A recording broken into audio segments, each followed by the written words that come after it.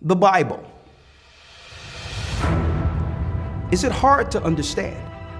When it comes to reading the Bible, the first thing that comes to mind is the fact that this is the Word of God.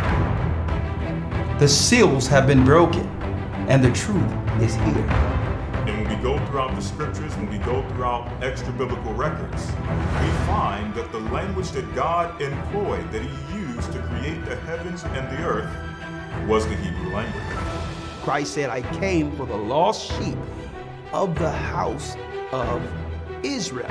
But yet no one, no religious leader, no religious church out there anywhere can now identify the 12 tribes of Israel. Can we? God is quite simple, but it seems as if man makes understanding Him hard. What are those mysteries? The truth of your book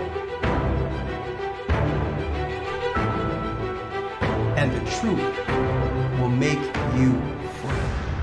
The Hebrew and Bible Academy, you're invited.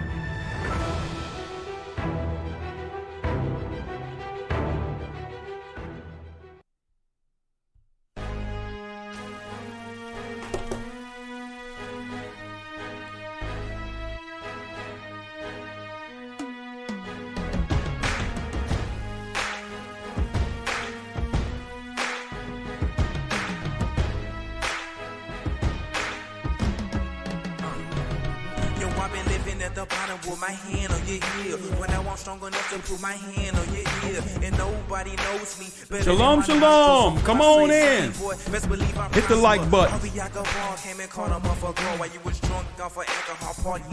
Shalom, brothers and sisters. Cause he saw me with a star standing tall, time to cut you down. Sorry, I'm in charge. You messing with the lion rat. This ain't no scaredy cat. Trying to catch me unexpected, baby. I'm expecting that. Bet you that. Come on in. Shalom. You want to walk around with a shovel. You don't regard the poor, probably why they wanna jack you. They tie the bird feet, scraps probably wanna crack around the earth for a work. You would think that this food fine, like you're traveling this. Come on in. Still a moonshine, but I'ma bring you down. Shining for a while, living above the clouds. But I'll break you down, ain't gon' stop till you're on the ground. With a lot of pride, try to live in the sky. But I'ma break you down.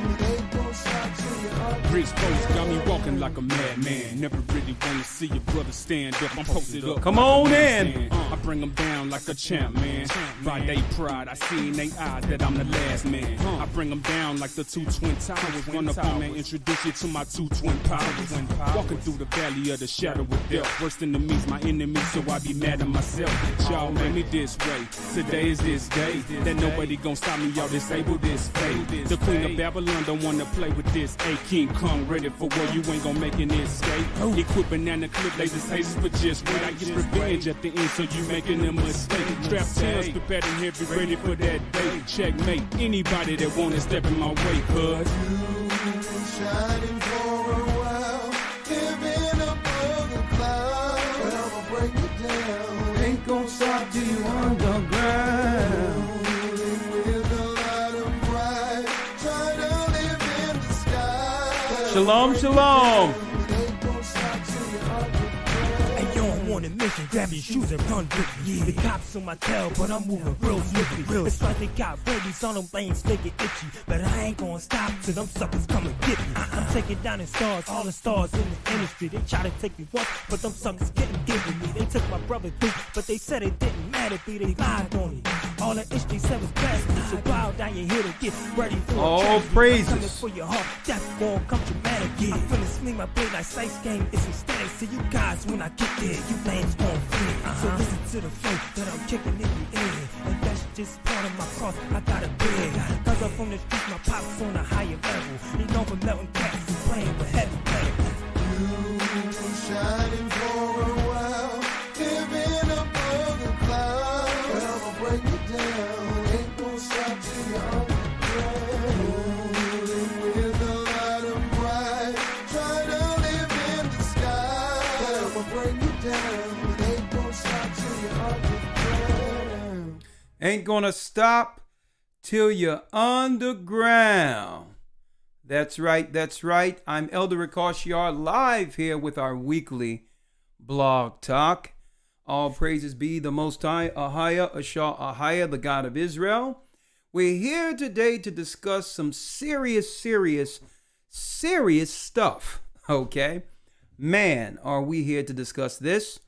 As a matter of fact, let me do a little editing here. Hold on. Yeah, it can't be spelling wrong here. Let me put these let me get this together. All right. Okay, blog talk is all set also. I'm Elder Rawchaa, the Gathering of Christ Church, here with your weekly blog talk program, okay, where the gospel is taught throughout the four corners of the earth. And yes, we also break down prophecy. That's right. We go into the Bible and let you know real time, according to Christ's words, how soon we are to salvation, how close we are. A better word. Hold on. All right, we're set. Genetic warfare is real. Folks, you're going to think this is something out of a sci-fi movie this evening. I have Elder Lawya waiting in the background. Oh, yeah. Man, are they dropping everything right now? Our topic for this evening, and I'm sure you're going to call in, you're going to want to chime in for this. They're admitting, brothers and sisters, that genetic warfare is real. Now, that's a problem for really outright for everyone out there. Okay, that the fact that mainstream media is telling the world that genetic warfare, which means someone can get your DNA, a company. Okay, now listen, this is not my opinion. I'm going to show you the proof tonight. A company can get your DNA and use it, find out your DNA strand, and make a bioweapon, a natural weapon in your environment that can target an individual. Okay? Now that's something out of a Joker, out of a Batman movie or something, right? Joker running around, pouring chemicals in the water, whatever the case is, trying to destroy humanity. Who would even think of such a thing? Now that's a problem for all people. But it's a double problem for us. Now, why is it a double problem for us? Because the Bible stated that there will be a certain people called the lost tribes of Israel, searching for an identity, lost to their own heritage. So who would more so be out there currently in modern times attempting to find their genetic history? What people in particular? An Irish person, no, they're Irish. An Italian person, no, he's Italian, right? Even though other races of people do it too, Chinese people don't have to take DNA tests to find out where they're from. So what people would be more so affected by this science? Who would give up their DNA to find their genetic past more so? Okay, it would be the lost sheep of the house of Israel. Okay, and I'm going to go into how dangerous this new revelation is. Oh, yeah, we've been going off this channel for a little bit. It doesn't matter. We're back. We're going to keep things within YouTube's guidelines and all that. It's all good. Hey, but we have a lot to talk about this evening, and I want to hear you brothers and sisters chime in tonight on this. Okay, now before I go there, I have some good news. All praises be to the Most High. I have some good news. It's nothing like good news. The brothers and sisters within the Gathering of Christ Church, okay? Within the Gathering of Christ Church in California will be throwing a night of music and praise, a concert, really. And I promised Bishop Azan that I would actually tell everyone who would like to go there. I would tell everyone the date and all that. It's August 28th. Okay. And his sister Abida Unfortunately, she passed not too long ago, and she wanted to make this concert a reality. And we're going to do this in her memory, okay? And Anya wanted me to put it out there let me put it out here. The concert is at Fox Performing Arts Center at 3801 Mission Inn, Riverside, California, August 28th, okay? So I'm going to let you all hear the video, and if you would like, if you're in the California area, please support the church. I heard a lot of the great artists from the West Coast is going to be there live. Unfortunately, I'm sorry I can't be there. I wanted to. But I said I would at least put it out there so that brothers and sisters can actually be a part of this wonderful night of music and praise in the name of the Most High. Okay. Sister Beyond. Yeah, I'm sorry. Sister Beyond. Sister Beyond is a tribute to Sister Beyond Gabara. Okay. A praise night, and it's a tribute to Sister Beyond Gabara. Okay.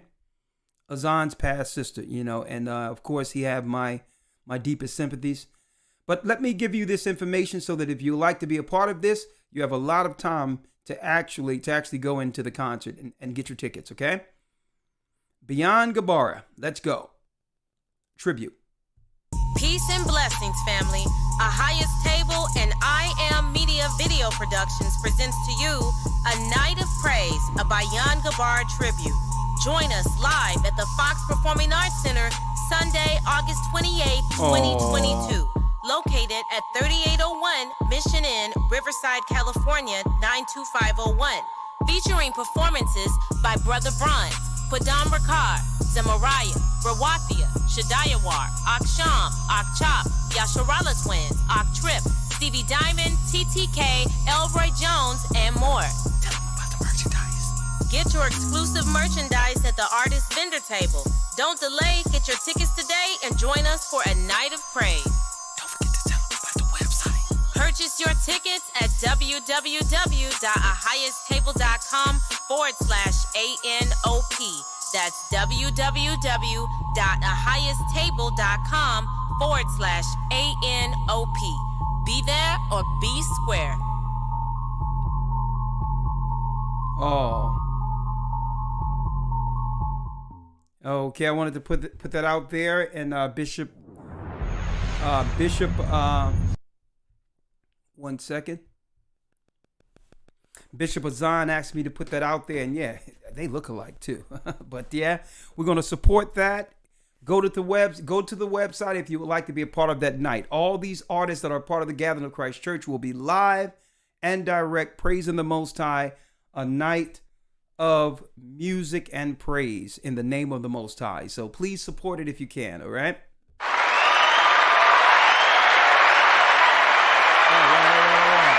right. Okay, jumping right in. Let me go to Elder Lawya. How are you doing, Elder Lawya? How are you doing? Shalom. I'm doing well, sir. How about yourself? I'm blessed by the best. And yeah. How do you like that the other night? We was out there. Came out live Philadelphia for the first time in that spot. First time in how long? Wow. I think the last time we spoke there had to be maybe 2009, maybe 2010. So we're talking about 12 years? 12 years ago. Man. 12, 13 years ago, we were live in the same place last Thursday, and guess what? Hey, we going back. But it's soon to be announced, but we're going back. Look at Lawya. Oh, yeah. Yes, sir. We're going back out there. We're going to have a lot of men, but it's going to be on the weekend. And, of course, brothers and sisters, we'll tell you exactly when we'll be out there live on the streets again. Philadelphia, Pennsylvania. But jumping right in, Elder Lawya. Jumping right in. They're admitting that genetic warfare is an actual reality. Okay? Now, and I said that's a double issue for our people. Right? Now, this is no conspiracy channel. Okay? I mean, what I'm saying is The report that we're going to give you tonight is mainstream media. How many times I told people, be careful sending out your DNA to people you don't know. I've said it over and over and over again. Do not send your information out, because why? When the results come back, you're going to be more confused than you were before the test. I'm 1% of this. I'm 3% of this. I'm 5% of this. It was meant to further confuse you. But they have your DNA, and what are they going to do with it? Well. Since we're speaking of DNA, I'm going to go into it in a moment, but let's talk about prophetic DNA first before we go into the science, okay? Personally, I don't trust their science, personally. The Bible tells us not to trust their science, all right? I trust the Most High, okay? Now, let's jump right into it, Elder Lawya.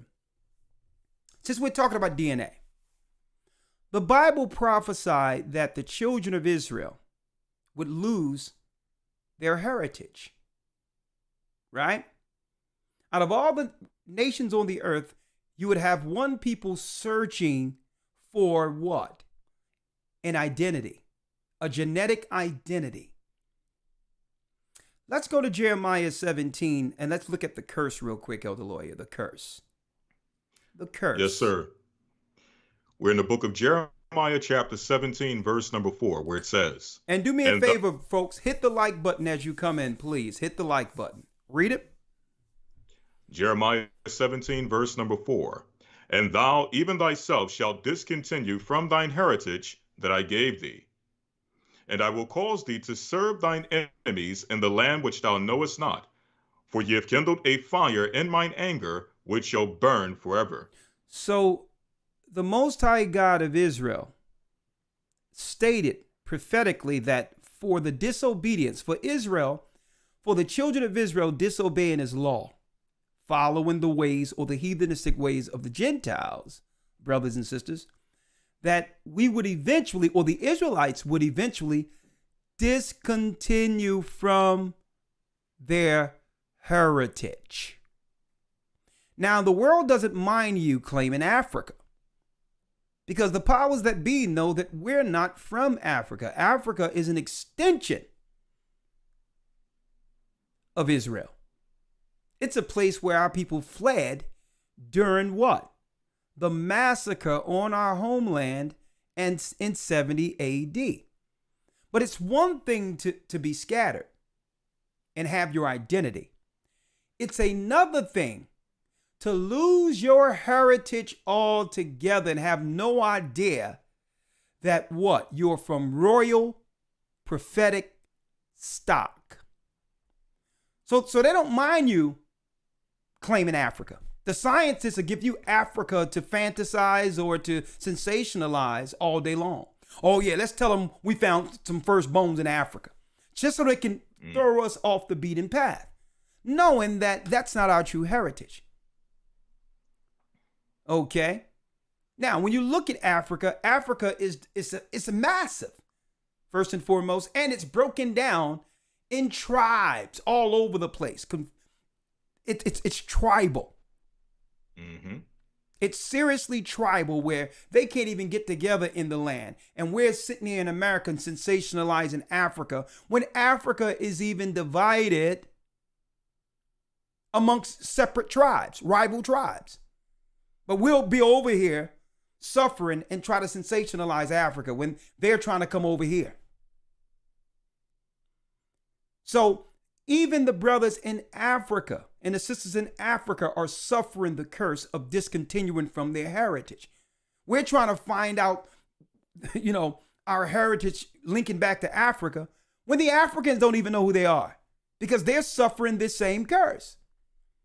So hence, we send our DNA to the enemy, those who will be behind the miseducation, behind taking our identity, and expect them to spit back some understanding for us genetically and historically.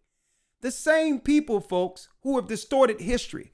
These are the people who claim that Christopher Columbus discovered America. These are the people who went into Egypt and knocked the noses and shot the noses off of the Sphinx and different statues in Egypt to try to what? Through archaeology, erase true Israelite history. Okay, because Israel became a nation, well, multiplied first before becoming a nation as Egyptian citizens. Right? So the Bible stated that Israel would what? Discontinue from their heritage. Now, if you discontinue from your heritage, Elder Lawya, then you're seeking your forefathers' genetics. You're seeking to know what happened historically. Now, through epigenetics, yes, the curses and all that we've gone through, but also the royalty is in our DNA too. And through epigenetics, we would begin to do what? We would begin to strive and fight to understand our ancestral line, knowing that something is missing. Knowing that something is missing. Everyone is lying to us. Someone isn't telling us something. So I'm going to try to figure out this myself. Now, here it is. Kendrick Lamar came out years ago and say, don't call him black. He's an Israelite. And he came out with DNA. Now, lately, Elder Lawya, I don't know if you checked this out, but he disappeared for a few years, probably because of COVID or whatever the case is. He disappeared. And he came back speaking a little differently. He came back with a different message. He hasn't come back with the message he left with. So obviously, I believe someone sat down and say, listen, you're not going to be able to make it in this industry with this Israelite thing hanging over you. Okay? I don't know, but it seems like his message began to change. Kendrick Lamar, but he know he's an Israelite. And then lately I seen him in Africa. He was in Ghana not too long ago because they don't mind him going back to the African heritage because that's on par where they want to misdirect our people prophetically. So now they say, well, since you're dealing with this self-awareness, take a trip to Africa. We'll promote that. To let everyone know you found your DNA and leave it there. But no, we're not going to leave it there because Christ also stated a prophecy that once Israel is destroyed, the desolation of abomination, that our people would go into captivity amongst the other nations. That's right. And eventually the other nations will rule over us like Pharaoh once did. Okay, they would trade us as slaves.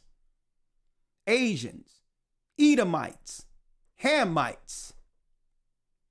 Elder Lawya, let's get the scripture real quick from our Lord and Savior, the prophecy through our Christ, who substantiates what we're talking about concerning the lost tribes of Israel. You can't expect your enemy to find you. Okay? They're behind us staying lost. Their hands is in this, keeping us from seeing our true purpose and what? Our true genetic promise. Abraham's promise, folks, is through genetics. It's not just you believing in Jesus in the Christian church. There's a genetic prophecy to a specific bloodline that they're trying to keep us from. Elder Lawya, read it real quick. Let's read it real quick.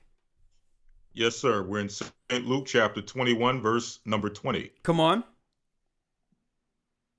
And when ye shall see Jerusalem compassed with armies, then know that the desolation thereof is nigh. Then let them which are in Judea flee to the mountains, and let them which are in the midst of it depart out. And let not them that are in the countries enter thereinto. For these be the days of vengeance, that all things which are written may be fulfilled. That all things that were written in the Old Testament may be fulfilled. What's that? The prophecy of Israel going into captivity, being scattered throughout the four corners of the earth, was a part of Christ's key mission. That was a part of his message. That historical fact is a part of Christ's mission, his message. But yet the Christian church ignores it altogether. A physical people going into captivity, building all these empires for nations who were once nation enemies against the lost tribes of Israel. When we were in our land, these were enemies of us in the outer skirts around about us. And when our people began to worship their statues, their idols, started dealing with heathenistic practices, debauchery, fornication, started following the ways of the heathen, sacrificing children, the Most High turned the Gentile nations against Israel. So what? Now what Christ did was he said, okay, you lost Israel, but now you're joined into a new covenant and a new agreement to receive what your forefathers lost. You must believe and walk the path of Christ to receive your genetic prize on the other end. So yes, it does matter. Race matters. Christ even said it, that we will be scattered. And he says what? Let's get Matthew, Elder Lawya. Let's get Matthew real quick, 10, 5, and 6 real quick. St. Matthew chapter 10, verse number 5. Read. These 12 Yeshua sent forth and commanded them, saying, go not into the way of the Gentiles. So the initial mission wasn't to the Gentiles. The Gentile mission came later. So if it didn't matter, why is Christ prioritizing his mission? If it doesn't matter, shouldn't he just say, y'all go out freely and just walk freely and just teach everyone Christ has come? Why even Christ himself prioritize it? Not to say that Gentiles cannot make it, because they have to make it to serve in the kingdom. But Christ prioritized his mission. Why isn't Christian churches doing this? Read. Go not into the way of the Gentiles, and into any city of the Samaritans enter ye not. But go ahead. But go rather to the lost sheep of the house of Israel. He said, I would rather you go to the lost sheep. How did the Israelites get lost? You know how? Israelites were scattered amongst the nations. And from one generation to the next, each generation lost something until up until this time, where our people has outright what? Genetic or Israel amnesia. Each generation lost something to a degree where we're black now. Black isn't a nation. God haven't promised black people anything. African American. God in the Bible didn't promise African Americans anything. Negro. God never promised a Negro anything. And the fact that we have to keep changing our identity lets you know we must be from those lost tribes. Everyone else, every other race of people can have one identity and that's it. Case closed. So so they knew that at the very end, our people would be what? Looking for our true ancestral link. So soon as our people came out and say, you know what, we don't need any DNA. We know, according to prophecy, our people fit the lost tribes of Israel according to the curses. And now Esau comes with DNA. Oh yeah, black and white story, a black and white dynamic. Nicole Simpson, O.J. Simpson. DNA is now being promoted as the new science everywhere so that all can see from a what? A provocative trial of O.J. Simpson, black against white, white against black. But really they were bringing genetics, DNA science to the forefront through that trial. So then instead of our people looking as we always has done, prophetically, now we'll have the evil scientists saying, well, okay, you have to come through us to verify your identity. Okay? And this is the way that they can also shoehorn themselves in genetically as being the people. See? Check out what we're talking about here. So that leads us here, Elder Lawya. I need you to go to the one that I sent, Elder Lawya, from the Sun Centennial. The Sun Centennial. I need you see it? Yes, sir. Okay, let me pull it up so that the brothers and sisters can see it. All right, and I'm going to put you down here so they can see you here. Where are you? Hold on. Yeah, I'm going to put you over here so that they can see you. We're both here together. Sun Centennial, Elder Lawya, I need you to read the headline that came out by Nicholas Wade, the New York Times, Florida Sun Centennial, August 6, 1999. 1999, this article came out. Okay? Read the title for me, Elder Lawya. Yes, sir. DNA confirms Africans' Jewish ancestry. Africans. Now, this is where they throw you off at right here. Ish is what? That's a suffix. Okay. If I'm reddish, I'm not absolutely red. I'm a little pink. I'm sort of like it, but I'm not exactly it. And I'm just saying, just say if there's no such thing as African Jewish people. A bloodline isn't determined from the landmass you're living on.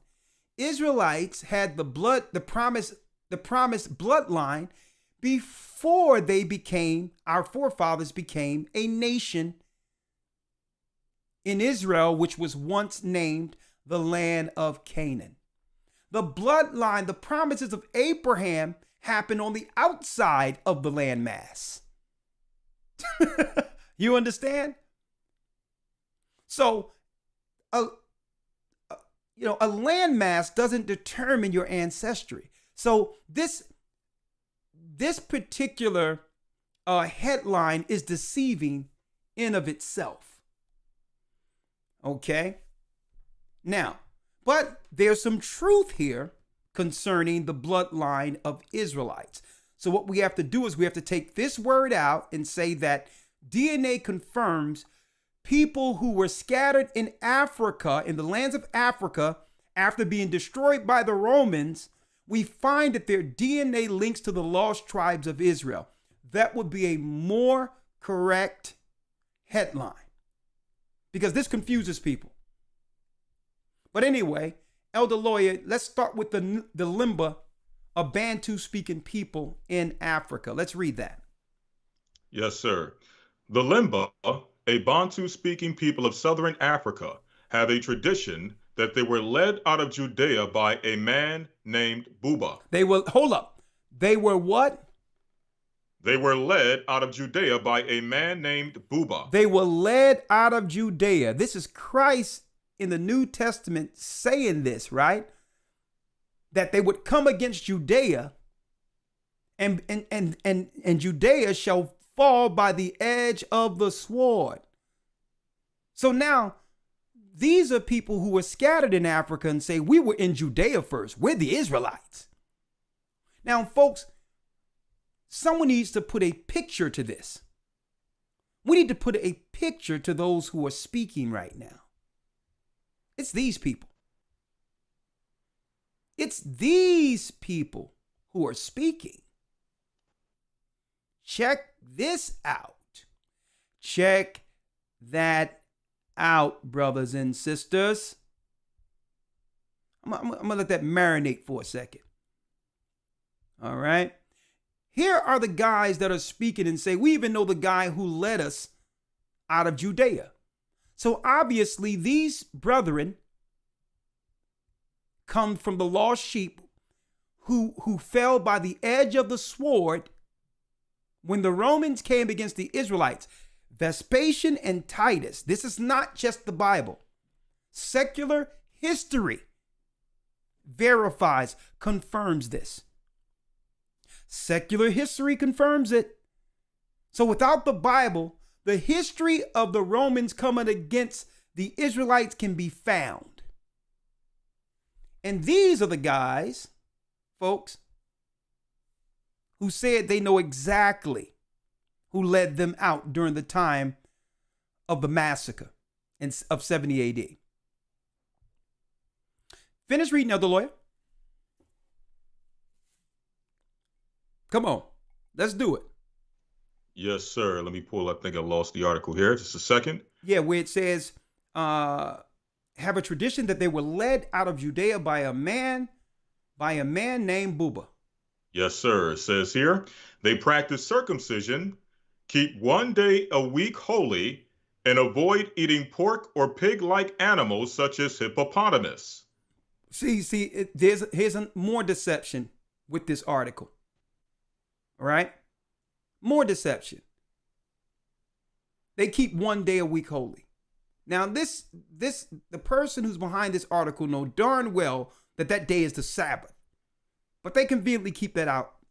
They conveniently keep that out of the article. It's the Sabbath. Friday sundown to Saturday sundown. Come on. The remarkable thing about the Lemba tradition is that it may be exactly right.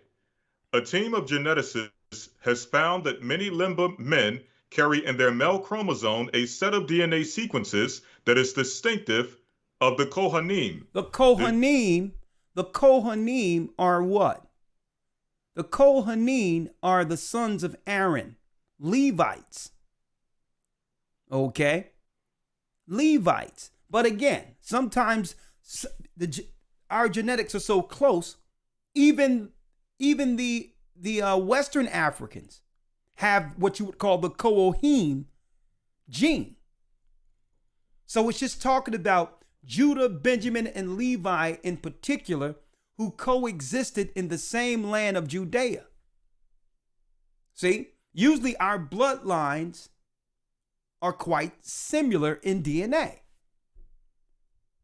So then, they left looking like this, for sure. Okay, this is what we have is evidence here. This is evidence, folks. They left looking like this. Now, coincidentally, they look just like we do. Because we are also the children of Israel in exile from the diaspora. They didn't change, folks. Israelites never changed. They left Judea looking like this, fleeing a massacre. Okay, now, who was responsible or who was behind the massacre? Vespasian and Titus. So let's do this real quick. Let's do this. You all remember the old Sesame Street? One of these things doesn't belong here. One of these things doesn't belong. Vespasian and Titus. Now you know how it is. We're going to deal with that DNA. If it doesn't fit, you must acquit. These are the people looking like this who slaughtered the children of Israel in 70 AD. These are the people, according to prophecy, that left running from this guy. So this is how a European looks, or an Edomite, and this is how an Israelite looks. See? See? Now finish reading, Elder Lawyer. One of these, sir. hold up, let's put them side by side. One of these things doesn't belong here. Can you guess which thing doesn't belong here? How can this guy now be the people after they're responsible? It was their hands, their swords behind the massacre. This is what a Roman looks like, Edomite. And this is what an Israelite looks like. Okay? Finish reading, Elder Lawyer. The remarkable thing about the Lemba tradition is that it may be exactly right. A team of geneticists has found that many Lemba men carry in their male chromosome a set of DNA sequences that is distinctive of the Kohanim, the Jewish priests believed to be the descendants of Aaron. The descendants of Aaron. Read. The priestly genetic signature is or make it plainly for those out there who cannot parse, who really cannot parse through this word salad. They're good at that. That the genetic code or the genetic sequence they found linked these men to the tribe of Levi, who are written of in the Bible. Moses was from the tribe of Levi. See? There they go speaking with forked tongue again. Levi. Read on. The priestly genetic signature is particularly common among Lemba men who belong to the senior of their 12 groups, the Buba clan. Come on. The discovery of the Lemba's Jewish ancestry has come about through the intertwining of two usual strands of inquiry. Come on. One was developed by geneticists in the United States, Israel, and England, who wondered what truth there might be to the Jewish tradition that priests... And you know what, Elder Lawyer? We can definitely trust these guys right here. The United States, Israel, and England. They were just wondering. They were just curious to know what's going on with these particular guys. They were just curious, right? They had no idea up until 1999 who were the lost tribes of Israel, right? It was just such a mystery for them. United States, Israel, and England, of course, I'm being a little facetious here, who wondered what truth there might be. What truth? Is there truth to this? I'm shocked. I mean, how can these black people be from Moses and Aaron? Right? So this is a way in which they can try to twist things up. Right? Let's see if we can get in here and misdirect things by first agreeing that there may be something to this. Now, I wonder when the United States, Israel, and England was going to promote this and put this on CNN so that all people in America could hear about this study. When were they going to promote this in churches and say, yo, we need to look into this in the churches? I know we believe in Jesus and all that, but you black people are suffering serious criminality. You're operating in serious lawlessness with no direction. What if we were to add these laws and teach that from the pulpit to clean up our communities? Why don't we tell the black people and others in the ghettos that you're suffering, you're dying, your family is being separated? Why? Because you're living under a curse for disobeying God's law. And that Christ would want us to do what? Love our neighbor. And then teach the judgment for breaking civil laws. Okay? Teach that in our churches. But do you think the enemy wants our people honorable, respectful? They measure how great and moral they are by what? By our degradation. Okay? They measure how moral they are by, well, look at them. Hey, it could be worse. This is why satanic debauchery is promoted through the music industry. This is why. Crime is incentivized. It's incentivized, folks. Here it is. Who's signing these brothers to record companies that's talking about shooting their own brothers and sisters and calling their own brothers and sisters bees and harlots and all that? Who's promoting? How is it that this system has a corporation, a music industry that would promote our women as such and our men as such? See? Because as long as we continue to do this, what? Our people stay under the curse. See? So they must incentivize it. So by default, the Gentiles will continually be over us. As long as we sin against the law, by default, they're in power. See? They can't tell you you're Israelites, because with Israelites comes what? With an Israelite, knowing you're an Israelite, it comes with law. Automatically.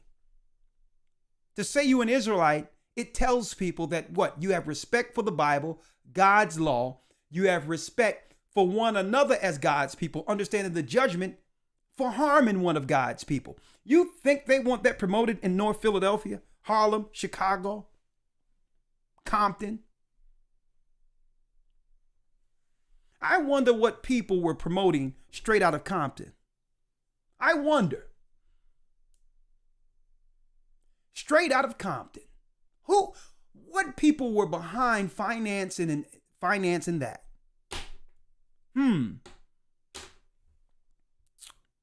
But Elder Lawya, it's out here. Even in the Jewish papers, it says that they found a DNA strand of the Lemba tribe. The Lemba tribe are from the lost tribes of Israel. Here's another link. Genetic tests carried out by British scientists have revealed that many of the Lemba tribesmen in South Africa, and it's not isolated to just there, folks, it's all throughout Africa. From South Africa to West Africa, through Central Africa, these are all Israelites. Historically, the British people know this. Rome know this. The Vatican understands this. And Americans, the American government knows this. Talking about they have Jewish origin. No, they're Israelites. That's who they are. According to a report by the BBC, the Lemba, just a few Negroes we found, not the rest of them though, just a few of these Negroes we found. The Lemba, a tribe of 70,000 to 80,000 members who live in central Zimbabwe. That's right, Zimbabweans are Israelites. And North South Africa and West Africa, because the Jews and Judah and Benjamin are primarily in the Western Ivory Coast. So not just them, have customs. And if you don't believe this, get a book called Hebrewism in West Africa. Everything I say can be substantiated with what? References and that's right, books, history books. Archaeology is in these books also. South Africa have customs which have a similar to Jewish ones. No, it's the other way around. What y'all doing come from what we've always done. Not the other way around. Oh, we found some mysterious stuff. We seen some Negroes in the bushes doing stuff mysteriously like we do today. Like it's done amongst us today. No. Again, one of these things doesn't belong here. one of these things doesn't belong. Can you guess which thing doesn't belong here? See? Now it's time to end our song. Y'all remember they said that in Sesame Street? This is what an Edomite looks like right here. Okay? This is what an Israelite looks like. Now, here's our problem, Elder Lawya. Jeremiah 17 again. Read that again. Here's our problem. Read it.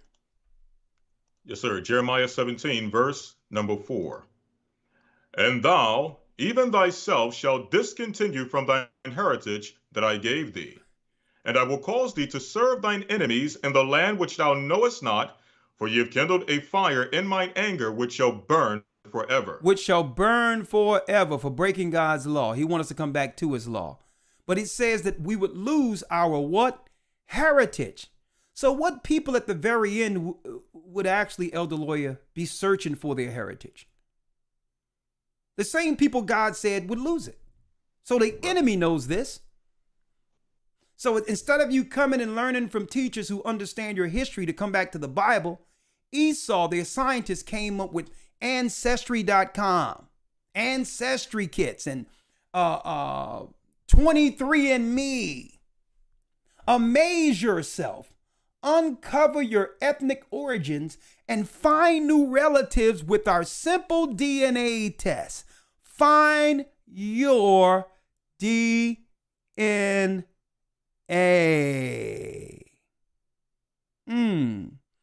Interesting, right? Find your DNA.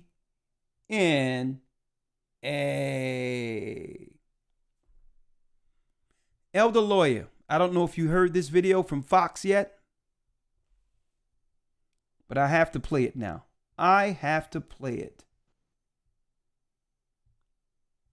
I have to play it now, Elder Lawya. No more anticipating, no more waiting.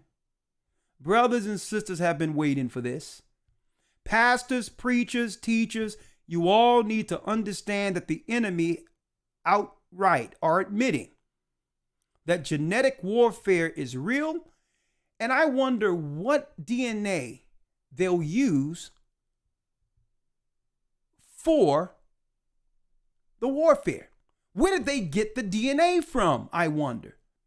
Now, and it so happens, Elder Lawya, I don't know if you've seen the last James Bond. You seen that? I heard about it, but I haven't seen it yet. There's one scene where these mad scientists was able to get James Bond's DNA and make a genetic weapon sequence directly for him. Right. So that if a disease is actually let loose in an area, it would only harm him. But he had, I'm only going to give up this part. I don't mean to be a spoiler here. But one of his top science guys who work with him, right, one of these espionage partners he has, was able to switch up the DNA strand, one of these guys out there, so that it would kill other people. So they reconfigured the sequence, and when the stuff came down, he lived, and it targeted people, started just falling out dying in the movie. I'm like, whoa, what are they dropping here? New warning, fair use. This is for educational purposes. We're not making any money from this. Fair use. Fox News is reporting. New warning about the danger of DNA tests. Fair use. Welcome back to the Big Sunday Show. Now, a new warning tonight about DNA companies and your personal information. Your DNA information can be sold and weaponized against you. The alarm being sounded. Listen to this. Hey, brothers and sisters, you thought I made that up? Oh, and guess what? It says what? Hold up. Y'all think hold up. Let me see it again. It can be used against you. All these years collecting DNA from our people, searching for an identity. Fair use.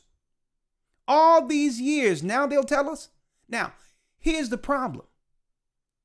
If my brother and sister has the same mother and father, and my sister goes or my brother goes and send in their DNA strand, if it is weaponized, it doesn't just harm her. It just isn't going to harm her. It's going to harm the siblings also who has the same strand. Listen. You can actually take someone's DNA, take their medical profile, and you can target a biological weapon that will kill that person. And people will very rapidly spit into a cup and send it into 23andMe and get really interesting data about their background. And guess what? Their DNA is now owned by a private company and can be sold off. We have to have an open and public discussion about what does the protection of healthcare information, DNA information, and your data look like, because that data is actually going to be procured and collected by our adversaries for the development of these systems. Y'all see that? Y'all see that? Hold up. We're going to let you hear it again. Let's hear it again. Let's hear it again. Hold up. Let's go back. Hold on. No, we're not going to do that. We're not going to do that. One more again, folks. Let's do that once more again.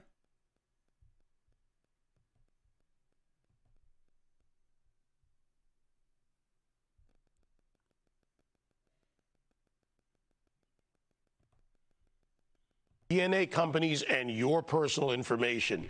Your DNA information can be sold and weaponized against you. The alarm being sounded. Listen to this. You can actually take someone's DNA, take their medical profile, and you can target a biological weapon that will kill that person. And people will very rapidly spit into a cup and send it into 23andMe and get really interesting data about their background. And guess what? Their DNA is now owned by a private company and can be sold off. We have to have an open and public discussion about what does the protection of healthcare information, DNA information, and your data look like, because that data is actually going to be procured. Fair use. And collected by our adversaries for the development of these systems. And before anybody goes crazy on this out there, that's a Democrat Congressman, Jason Crow, so not a right-wing talking point. I have been warning people about this for years, since 23andMe and all those spit in the vial, send it in. Okay, real quick, I said earlier that there will be, excuse me, I was interrupted here real quick. There will be a concert in California, okay? Now, real quick, Bishop Azan let me know real quick that it's going to be Abada and Azan doing the concert in. It's going to be, real quick.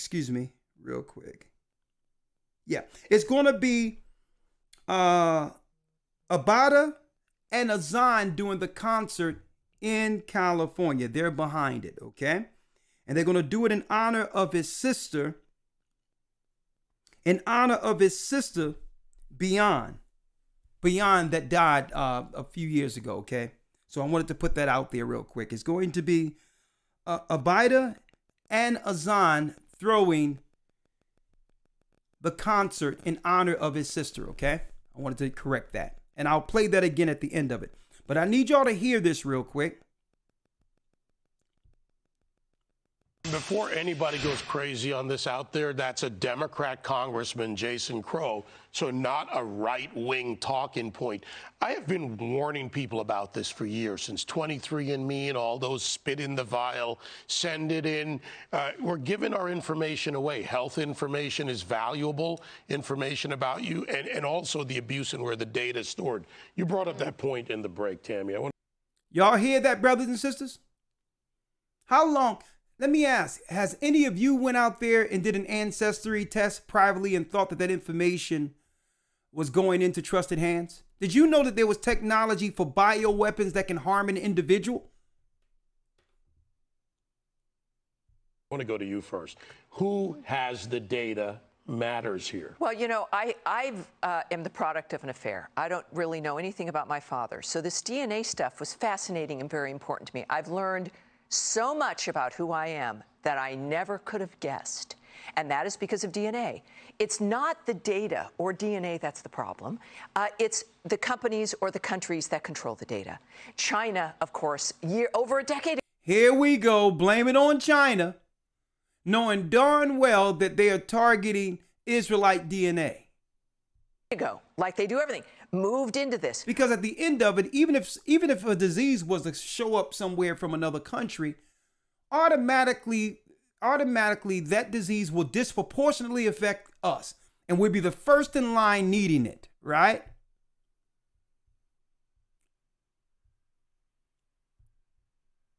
Hold tight, folks. Show now a new warning tonight about, of course, over a decade ago, like they do everything, moved into this. We are allowing China in relationships with hospitals, buying up companies regarding medical data, involved in when it comes to paternity and maternity, finding out about your fetus and the health of your baby as the baby's developing. It goes to China. The control and the knowledge, the data they have, to say nothing of hackings of hospitals, hackings of our health insurance companies, right? The Office of Personnel Management, Obamacare. Really, we're looking at China and Russia, et cetera. So in deals that the American government... Okay, it's already built in that when our people start dropping like flies, it's China and Russia's fault. Could control. We have less control over data. We're allowing foreign countries, enemies to gather this data and, yes, to potentially use it. The fact that that discussion was at the Aspen gathering. Fair use. With American leadership, not in a cave somewhere on, like, you know, ham radio with conspiracy theorists. They've known this for at least a decade, and our government has done nothing to change it. So my message is, it's not the data or learning about who you are that's the problem, any more than a firearm is the problem. It's whose hand is the data in. Oh, yeah. Hold up, folks. I'm going back again. Listen to it. Welcome back to the Big Sunday Show. Now, Listen. A new warning tonight about DNA companies and your personal information. Your DNA information can be sold and weaponized against you. The alarm being sounded. Listen to this. Your DNA can be taken and used against you. A bioweapon. And folks, I didn't make this up. New warning about the dangers of DNA tests. Can genetically, individually harm a person with a specific DNA strand. The people who are actually looking for their heritage in particular. You can actually take someone's DNA, take, you know, their medical profile, and you can target a biological weapon that will kill that person. And people will very... Oh, hold up. You can't make this up. You can take it. They can make a biological weapon, quote unquote, to kill that specific person. Hey, folks, I'm not touching anything. This thing is actually switching by itself. I didn't do none of this. No, he's out of here. He's out of here. I'm done with him. Elder Lawyer, you heard that? Yes, sir. How many times we've warned people not to send their information out there? If they want to know their DNA, they'll know who they are. Just pick up the Bible. What other people are actually, Elder Lawyer, suffering the curses in it? What say you? Right, absolutely. Not only have we warned people to stay away from the test, for practical reasons, obviously, people become more confused after taking these tests, but also for the same reason that has been mentioned in the video. And it takes me back to the UK. And what tests he's talking about in particular are the DNA tests that Fox just reported on. Okay, you know how these algorithms are. You say test, and automatically it reverts back to everyone think we're talking about, you know, the current climate of pandemic. No, we're talking about DNA tests where scientists and others and congressmen are warning that these companies can now buy your DNA from these ancestral companies and and actually make a bioweapon that can actually kill you, quote unquote. But go on. Right. And the last point I wanted to make on that is that it takes me back years ago to the UK. When we were there, we were being told by the people there, or the citizens, that they would get pulled over by the authorities. And what would happen is they would get swabbed. DNA would be taken for just a normal traffic stop. And we were mentioning back then, you were teaching back then, that a lot of this is being done for the collection of DNA for the purpose, as was mentioned in the video, which is genetic warfare. And at the time, it seemed just too futuristic. It seemed like too conspiratorial. But as time goes on, these things, we see that they age very well, and it just reveals that everything that was being brought out those decades ago, those years ago, is just coming to fruition, and we're seeing it come to pass. So it's not a surprise at all, based on the things that have been taught, but it's more so confirmation of what has been taught. Straight. And listen, if we would have said this years ago when we were dropping it, most people would say, well, one thing, we watch the Gathering of Christ Church because it's not only just the Bible part of it. It seems like they more so lean towards, conspiracy theorists have interest in this particular church, because it seems like they go on the outside and talk about similar things as conspiracy theorists, right?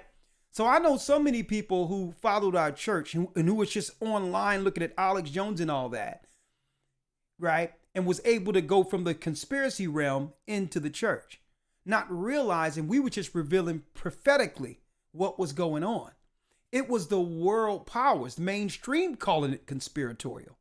And it's deep, Elder Lawya, that it's only conspiracy if we say it. But when Fox says it now, it's no longer a conspiracy. Right. Right? It's no longer a conspiracy now that Fox said it. Now our family members going to say, well, it was on the news, man. They said, man, they can take our DNA and a company can buy it and make a specific bioweapon to kill us, man. Fox just said it, man. They crazy. But if they're letting you know this now, Elder Lawya, if they're saying it now, obviously the percentages or the people or the number of people they wanted to send in their DNA has actually happened. If they're going to reveal it now, they got enough people to target with this. I mean, could be. Right. And usually we see these type of stories come out when in the near future, we start to see, it's already, as you mentioned, it's already putting in the narrative for something we're going to probably see down the line in the very near future. And who knows? I mean, who knows? Who knows in this current climate with people just falling out from anything right now? There's always a convenient reason for death. And that's all I can say on that. Right? It could be a bioweapon according to Fox, and you can die, and they give someone's body to a coroner, and he can conveniently give an answer to the reason for the death. You understand? It could be, who knows? But all in all, there's a lot of stuff going on in the sky. There's a lot of stuff sometimes we see spraying, whatever the case is. I just say, listen, stay prayed up, follow God's law, eat right, put the right things in your body, build your immune system up, and above all, be baptized and hedged by the Almighty. Why? The enemy is saying outright, Elder Lawya, gloves are off. Gloves are off outright. It's like, okay, you say you're an Israelite? All right.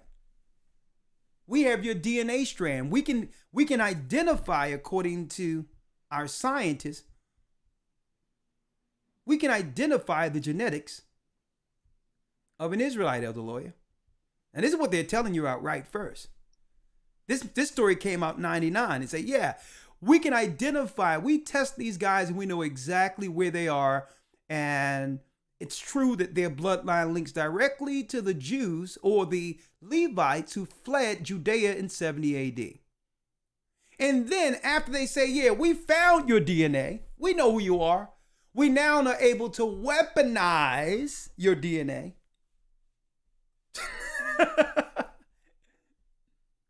Right? By having people voluntarily send in their blood or their swab or whatever the case is, so that, because every person's DNA is unique.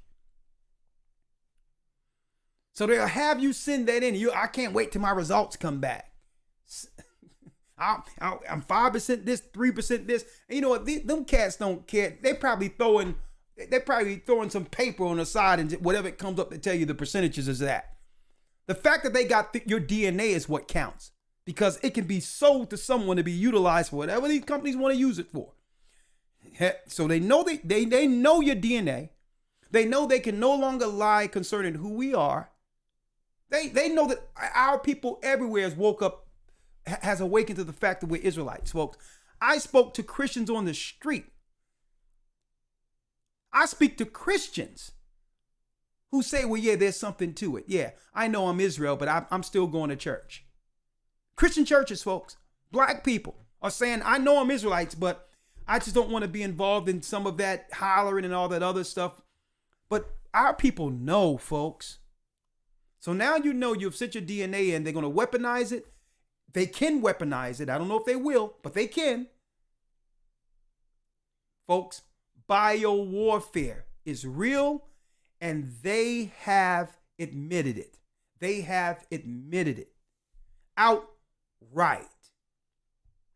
So, Elder Lawyer, anything you want to say before we open up the calls? Because there's a few things I wanted to go over it eventually anyway, but is there anything else you want to say there? Yes, sir. Just two quick scriptures on this point. Yeah. In relation to what we've been showing and what you have stated concerning the reason why now DNA and science is the method by which they're using to identify a particular marker. Yeah. It used to be a time in which they could simply look upon not just our skin color, but also our practices, how we served our God, and how we operated very differently to any other nation on earth. As it says in the book of Esther, the 3rd chapter, in the 8th verse, and Haman said unto King Ahasuerus, there is a certain people scattered abroad and dispersed among the people in all the provinces of thy kingdom, and their laws are diverse from all people.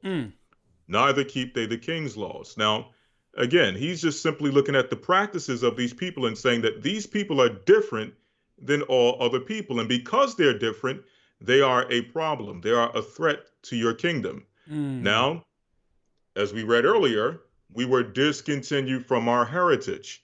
So these customs, which we would, normally be identified by or identify with, slowly but surely became stripped away.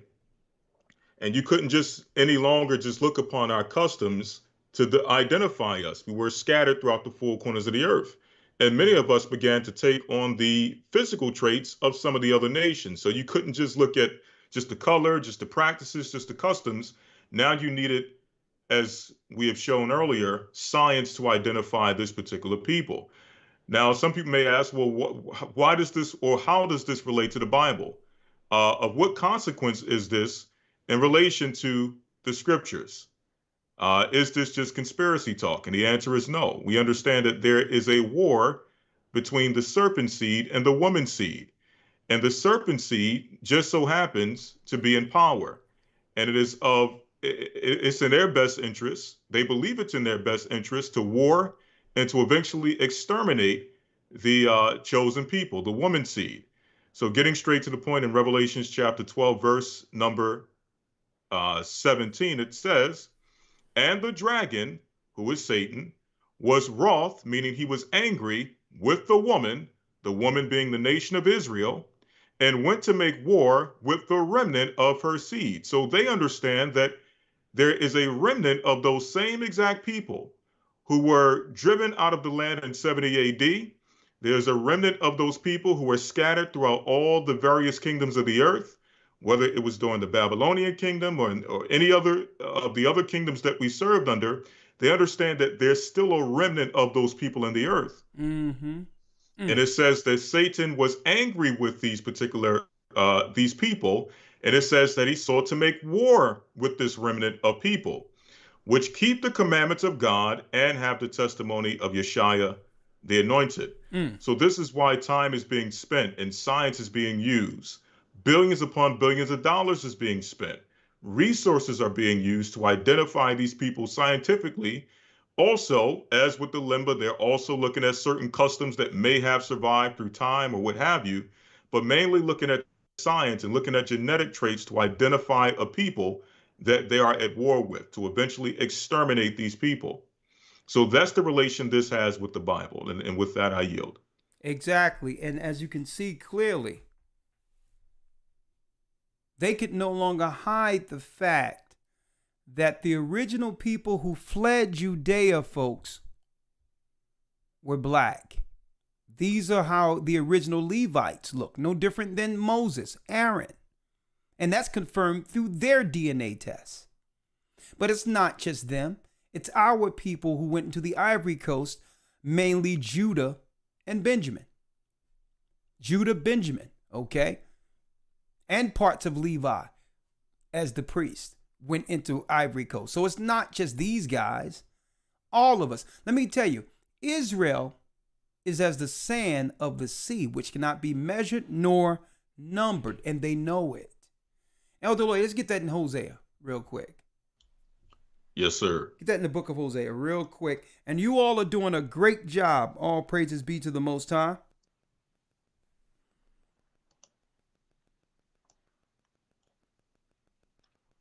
You all are doing a great job hitting the like button. If you can, please hit the like button for us once more. Please. I would really appreciate it. Okay, hit the like button for me. I really appreciate it. Okay, go on. Hosea 1, verse number 10. Read it. Yet the number of the children of Israel shall be as the sand of the sea, which cannot be measured nor numbered. See that? Which cannot be measured nor numbered. We're everywhere. We're like the sands of the sea. So how could they find us in such a vast world of billions? Science. See? Science. They set up hospitals, clinics, all these things. Every place we are, they set up what? Hospitals.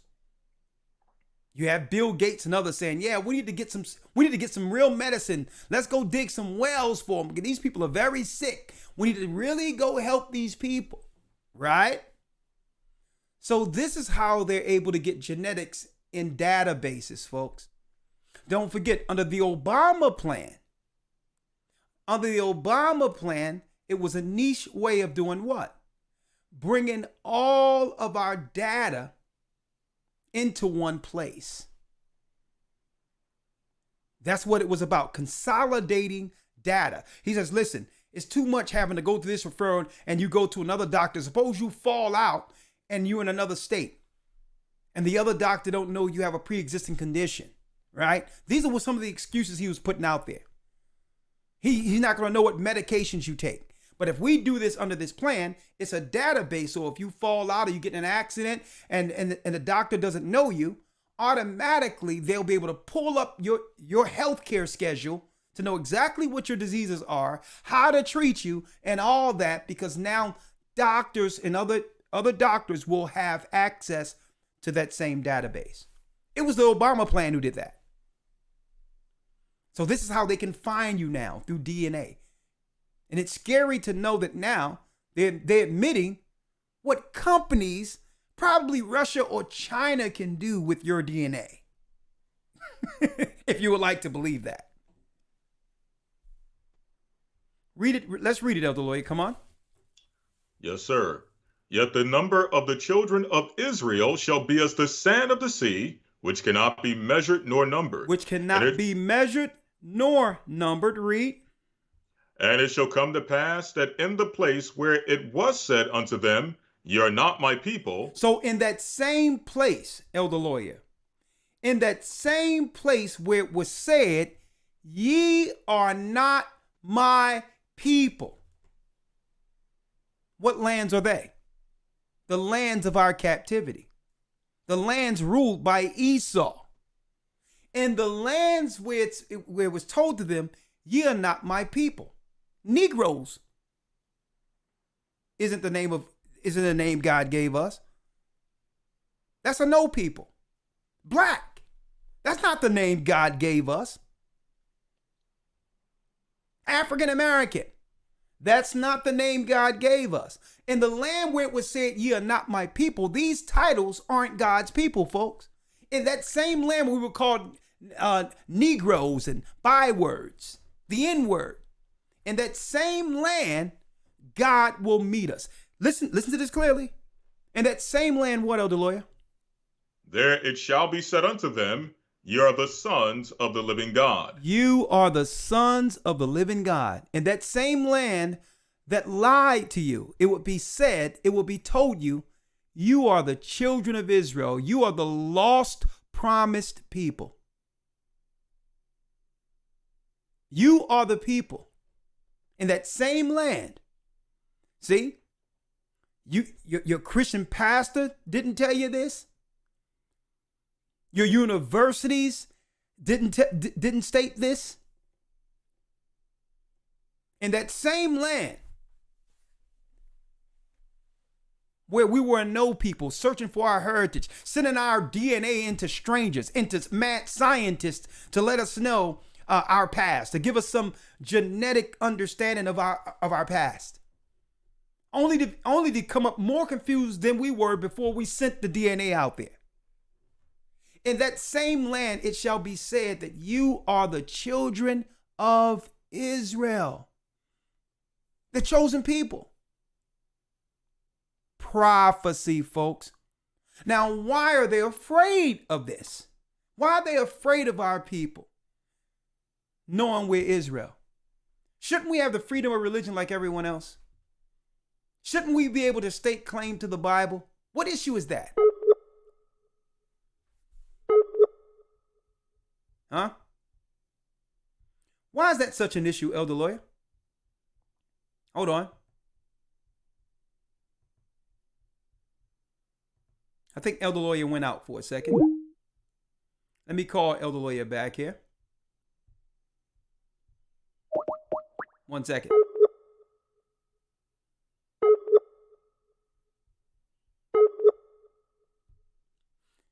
I'll get Lawya back in a moment. In that same land where it said, where we were told we were not God's people, in that same land it says, it shall be told us, it shall be said unto us, that we're the sons and daughters, folks, of the living God. That we are in fact the lost tribes of Israel.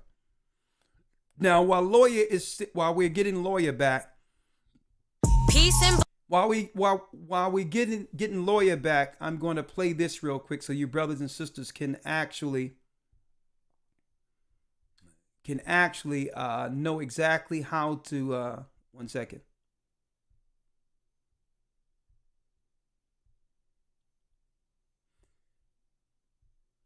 If you're interested in going to the concert, here's the information you would need to know right here. 1 second. Let me play the video.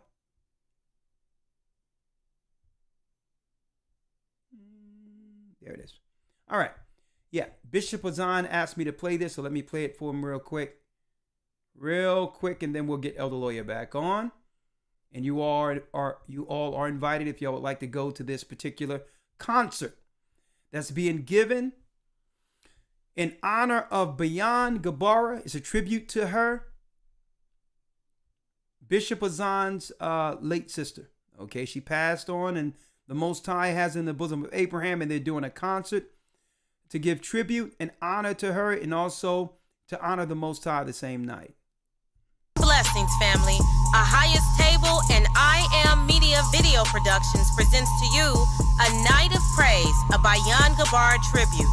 Join us live at the Fox Performing Arts Center, Sunday, August 28, 2022. located at 3801 Mission Inn, Riverside, California, 92501. Featuring performances by Brother Bronze, Padam Rakar, Zemariah, Rawchaa, Shadayawar, Aksham, Akchop, Yasharala Twins, Trip, Stevie Diamond, TTK, Elroy Jones, and more. Tell them about the merchandise. Get your exclusive merchandise at the artist vendor table. Don't delay, get your tickets today and join us for a night of praise. Don't forget to tell them about the website. Purchase your tickets at www.ahighesttable.com/ANOP. That's www.ahighesttable.com/ANOP. Be there or be square. Praise the Most High. Praise the Most High. And that's the information. If you would like to attend, just go to the website and contact Bishop Azan. And I'm sure it's going to be a wonderful, wonderful, wonderful night of praise. Okay. So Elder Lawya is back now. Elder's Lawya is back. He said his internet dropped. There's some weird stuff going on with this technology lately. If y'all haven't noticed, some weird stuff happening. The phones are acting janky. There's a lot of things going on right now with this technology. Okay, Elder Lawya is back now. 1 second. But before I bring him in, let's also go to the calls of the few more scriptures I wanted to break down. All right, let's go to the calls real quick. But yeah, folks, I'm going to play it once more to let you know that they're telling everyone out there, folks, that there's bioweapons that can take your DNA. They can take your DNA from Ancestry.com, 23andMe. There's companies that can make a bioweapon that can specifically kill a person. That's not me saying that. That was live on Fox News, folks. I wonder what people they're targeting. I wonder. All right, let me go to the Blog Talk call in real quick. 515-605-9327. Blog Talk Radio. Welcome to Blog Talk Radio. Please hold and you will be able to listen to the show. Okay, I'm live. Unmuted. Okay, I'm unmuted. I'm live on Blog Talk. I'm waiting for Elder Lawya to pop up real quick.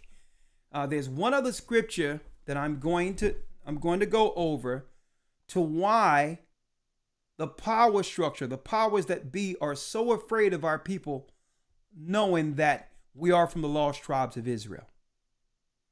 Okay, number one, the European controlled churches would shut down altogether. There's many people who are Christians and go to church, but there's none more devout than our people. 80% of members in the church, not people who go to church, are primarily black people in the United States and others. Okay, Lawya, you there?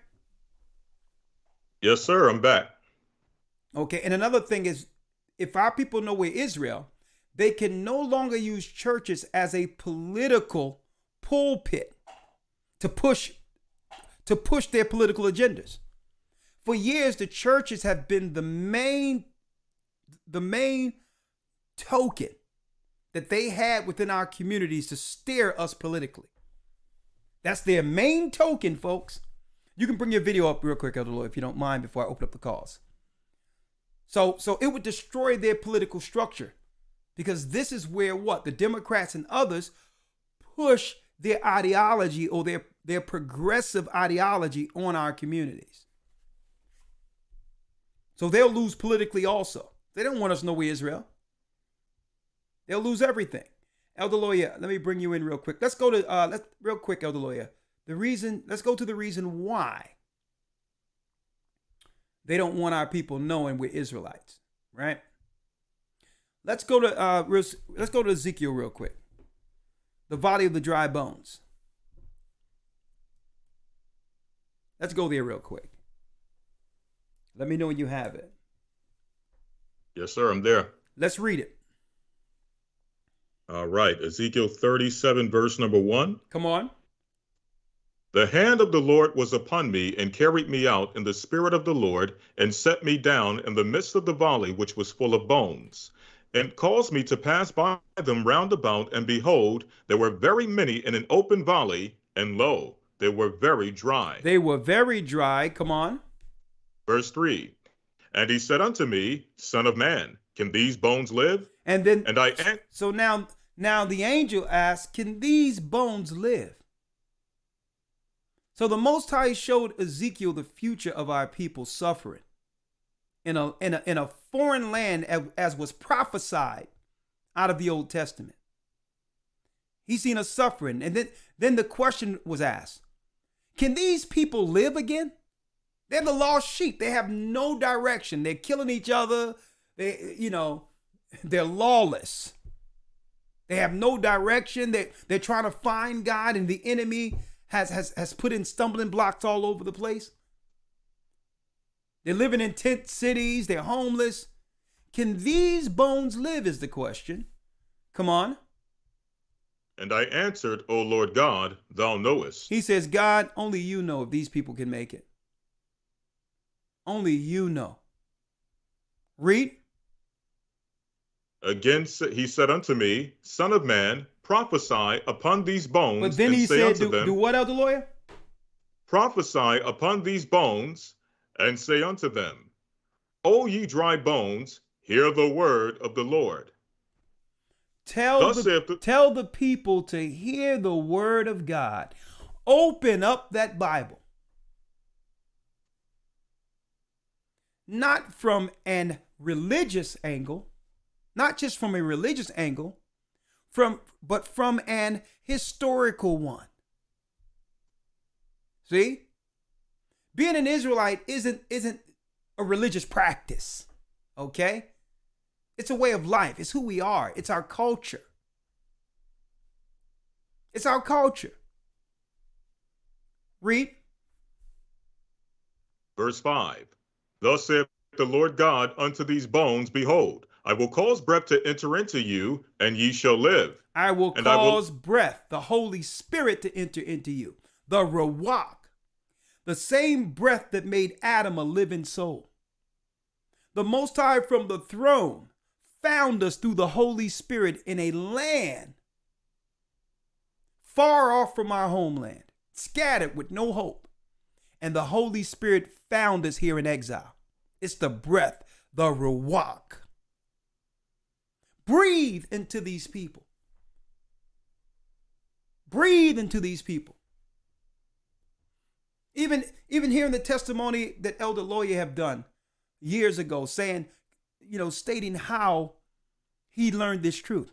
He was coming out of Rite Aid, right across from the speaking, right up the street. And he said he heard a voice. And the voice hit him, and he was stuck there at the light just listening. Right in the direction I'm looking in right now, Lawya was walking up the street, and he said, I didn't even know that he was listening, but a voice heard him. A voice hit him, stonewalled him, and he couldn't do anything but just listen. That's the Holy Spirit. The Bible states what? The Bible states that we would hear a word behind us saying, this is the way, follow it. That's what happened. He didn't know that he was going to run into me. I had no idea I would run into him, but the Most High knew. It's what? A fulfillment of prophecy. What happened to him also happened to me. It also happened to a lot of you all. Y'all was just browsing something. Y'all was just looking at something. The last thing you thought is that you would be actually finding out the truth prophetically, real time in this earth from a computer. You was on a computer looking for something else. And then you just clicked on something, and instantly your life was changed. Well, folks, what happened to all of you happened to us too. We didn't choose this. The Most High chose this. The Most High chose us. And we are what? You are living prophecy. Now it's confirmed why it seems as if the other nations has a leg up on us. As if every other nation, every other nation has benefits over us. Like we're predisposed to the bottom genetically. It never made sense unless there's a conspiracy amongst the nations to keep us on the bottom. See? We didn't know that. We thought all things was relative. We just thought the other nations just work hard or whatever. Nah, it's a curse. They're working together to keep us at the bottom because the Bible said they would. And it wasn't until we realized we were Israelites how to come up from under that curse, to see them for who they are, so that now we can begin to do what? Work amongst each other to get from up under this curse. That's the Holy Spirit. Not to blame no one else and understand that we're responsible for our own deeds. It was our own deeds that got us here. And it's our deeds under the law that will get us out of this curse, above it. This is why they don't want you to know you're Israel. Because once you start following the Holy Spirit, following the law, what happens, folks? The Most High begins to hedge you and in the invisible realm. The angels are working and ministering spirits to protect you, telling Satan and his angels, hands off. They belong to a higher. They belong to the prince. They belong to the king. So in a realm we can't see, once we start following the law, there's protection. See, and they know this. So they need to continue us under sin, doing wickedness, so that by default, there's no hedge, so that Satan can have access to us and our children to do what? To place that generational curse on them next. See? Come on, Elder Lawya, let's read it. Yes, sir. Verse 6. And I will lay sinews upon you, and will bring up flesh upon you, and cover you with skin, and put breath in you. Come on. And ye shall live, and ye shall know that I am the Lord. And ye shall know that he was always our God, folks.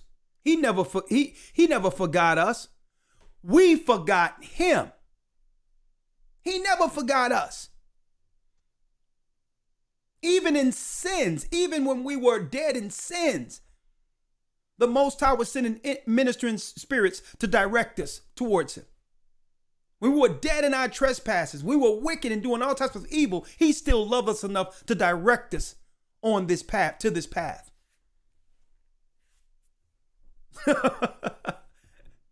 Right? He still told it, and the angels get upset when they be like, man, they're defying you. And Christ be sending these angels saying, well, listen, it doesn't matter. Do your job. Work with him. Work with her. Bring them to me. Protect them. There's something good in this brother. There's something great in this sister. Because the angels don't like to be subjected to sin. But we have what? An advocate. We have someone there for us in the heavens saying, no, go back and do this and guide them back to me. See? And I'm going to go into a lesson about that I went into it a little bit in the academy, but I have to go into it in more depth when it comes to realm wars. Realm wars. We're talking about genetic wars, but y'all don't understand the realm wars. The battle for souls. From the dark angels and the fallen angels trying to rival the righteous angels. The realm wars. Hey, I'm going to talk more about that as we go further into this, but in the future. But go on. Yes, sir. Verse 7. So I prophesied as I was commanded, and as I prophesied, there was a noise, and behold, a shaking, and bones came together, bone to his bone. Come on. And when I beheld, lo, the sinews and the flesh came up upon them, and the skin covered them above, but there was no breath in them. Come on. Then said he unto me, prophesy unto the wind, prophesy, son of man. Do what? And say to the wind. Hold up, Elder Lawya. Do what? Say it again, Elder Lawya. prophesy unto the wind. Prophesy unto the wind. Go outside and I'll let the Holy Spirit take your voice to find the elect. You go out and you put your word in the wind and I'll confirm it. I'll confirm it. And folks, everything that we were talking about in 2008, 2009 on this same corner is happening right now. Everything. Verbatim. The Most High have confirmed his word. Only thing we had to do is stand with the courage to use the word, to speak. And then guess what? The angels kicks in. Christ kicks in. The Most High confirms his word. Come on, Elder Lawyer. Verse 9. Then said he unto me, prophesy unto the wind, son of man, and say to the wind, thus saith the Lord, come from the four winds, O breath, and breathe upon these slain, that they may live. That they may live. See, this world want to keep our people dead. That's why this is why they want us in the Christian church. Not to say that everything is wrong with the Christian church, but they don't want to identify anyone outside of who? Outside of the people they honor. Okay? And the people they honor, the only time they can talk about Israelites is it if it's politically correct according to the nationalities and the divisions that we have within the earth right now. They can acknowledge Jews according to who they are today, but they are not allowed to acknowledge Israelites according to the lost sheep, according to genetic promise, according to history. They're not allowed to teach that in their churches. Now, how equitable is that? Where a Christian church can acknowledge Jews as Jews if they're European, but they can't acknowledge our people in the history of us being Israelites. What's wrong with that? There's something seriously wrong with that, especially when there's history that their scientists have confirmed. Hold on, Elder Lawyer. Especially when there's history that their scientists have confirmed. That this is what the original Jews and the original Levites looked like, according to their own scientists. And listen, I know there's a such thing as what you would call European or white Jews. I know that because we teach the history of when they converted during the time of Hyrcanus. It's in the Josephus when they converted, when the Idumeans, the Edomites, converted to stay in the land into what they call Judaism. Okay? In the 2nd century.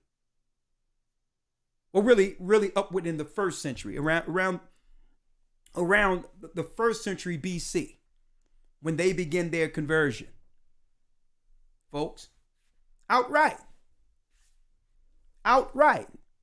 So I'm not going to say there's no such thing as white Jews. There is, because the history shows their conversion. But we're not talking about conversion. We're talking about the lost sheep according to genetics. Come on. Finish reading, Elder Lawyer. Yes, sir. Ezekiel 37, verse number 10. Come on. So I prophesied as he commanded me, and the breath came into them, and they lived and stood up upon their feet, an exceeding great army. Come on.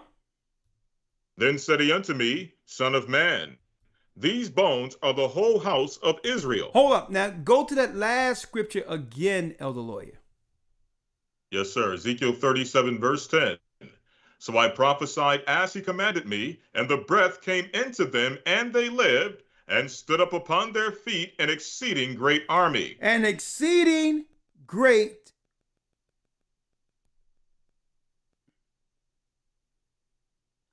an exceeding great army. So I can acknowledge outright all races of people, where they stand according to God. And on top of that, I'm saying outright right now, according to Christ, anyone who accepts Christ can make it. But there is priority according to what? According to race, when it comes to the positions the Gentiles and the Israelites will have in the kingdom to come under Christ. So I would never be one to say that, well, because you are this race, you can't make it or whatever. It doesn't matter who you are. If you accept Christ, you're cleansed under him. But according to Christ, when he returns, he's going to divide all nations and set them up as they were in their own lands, like it was before Rome began to conquer and take over all these lands. See? Now, why am I going here? I can admit, okay, the other nations converted. That's fine. But why can't they highlight the fact that we're the lost sheep in an effort to help our communities come back to God, knowing that what? If they do, less criminality, a better world. Isn't that what they want? A better world? So why shouldn't they promote this in the Christian church? But this is why. The Bible said that what? They are afraid that Christ's army, his spiritual army, will come out of us. See? That we will begin to band together spiritually, not to physically do anything to anyone. But that army that's being built on earth spiritually will join Christ on his way back here. That's what they fear. And the enemy is seeking to get in front of that before the conversion. And in order to do so, they must keep us under sin to prevent us from joining Christ's army. Why? Because they're antichrist. They must keep us in sin. So this is why they don't want us to know we're Israelites, because eventually the angels begin to hedge and protect us for a future prophecy when we're joined with Christ upon his return. So preemptively, the devil is getting in front of it. Go ahead, Elder Lawya. Yes, sir. Verse 11. Then said he unto me, Son of man, these bones are the whole house of Israel. Hold up. These bones in Ezekiel 37 is who? The whole house of Israel. The whole house of Israel. At the very end, the Most High would begin to awaken the lost sheep. It was prophecy. And the powers that be, brothers and sisters, held this off as long as they could. They held it off as long as they could. So I'm going to tell you all this right now, folks. I don't know if you've ever used Ancestry.com. I don't know if you ever used 23andMe or whatever the case is. But folks, they're outright telling us. They're outright telling us, brothers and sisters. I'm going to show you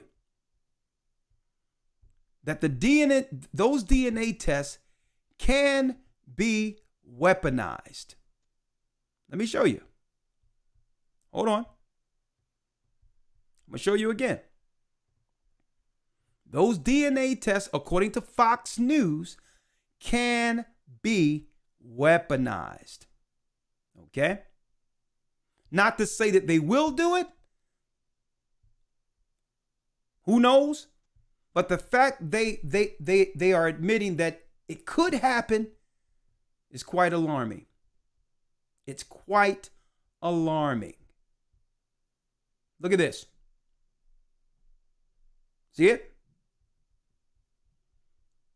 Look at it. Brothers and sisters, outright. Amaze Yourself, My Heritage DNA Kit. I don't know how many of you have gotten this. Look what they're saying. Let me show you. I'll put it out there. I'm not saying this, folks. They are. Make sure you hit the like button. I'll take calls in a moment. I'm not saying this. They are. Listen. companies and your personal information. Welcome back to the Big Sunday Show. Now, a new warning tonight about DNA companies and your personal information. Your DNA information can be sold and weaponized against you. The alarm being sounded. Listen to this. You can actually take someone's DNA, take their medical profile, and you can target a biological weapon that will kill that person. And people will very rapidly spit into a cup and send it into 23andMe and get really interesting data about their background. And guess what? Their DNA is now owned by a private company and can be sold off. We have to have an open and public discussion about what does the protection of healthcare information, DNA information. These are elected officials and all that, folks, on Fox News saying that this information can be sold off and be what? Weaponized against the person who was only looking for what? Their heritage. Can't make this up. They're outright telling you this. And if that threatens you, what of your siblings who didn't send in their information? I never trusted that DNA stuff. 515-605-9327. I don't need to take a DNA to know I'm an Israelite. Okay? All they had to do, if they wanted to get their heritage, the only thing you had to do was come to us. We can let you know, according to your forefathers, if you're Edomite, if you're Japhite, if you're Elamite, if you're Hamite, if you're Israelite. You don't have to send anything. Come to us. We'll tell you who you are, according to your forefather. According to your fathers, you are who you are. Your family is actually reckoned through genealogy. There's no such thing as mixed people, okay? The bloodline comes through the male. The male determines the nation, period. 702 area code. Shalom, you're live with the Gathering of Christ Church. 702 area code.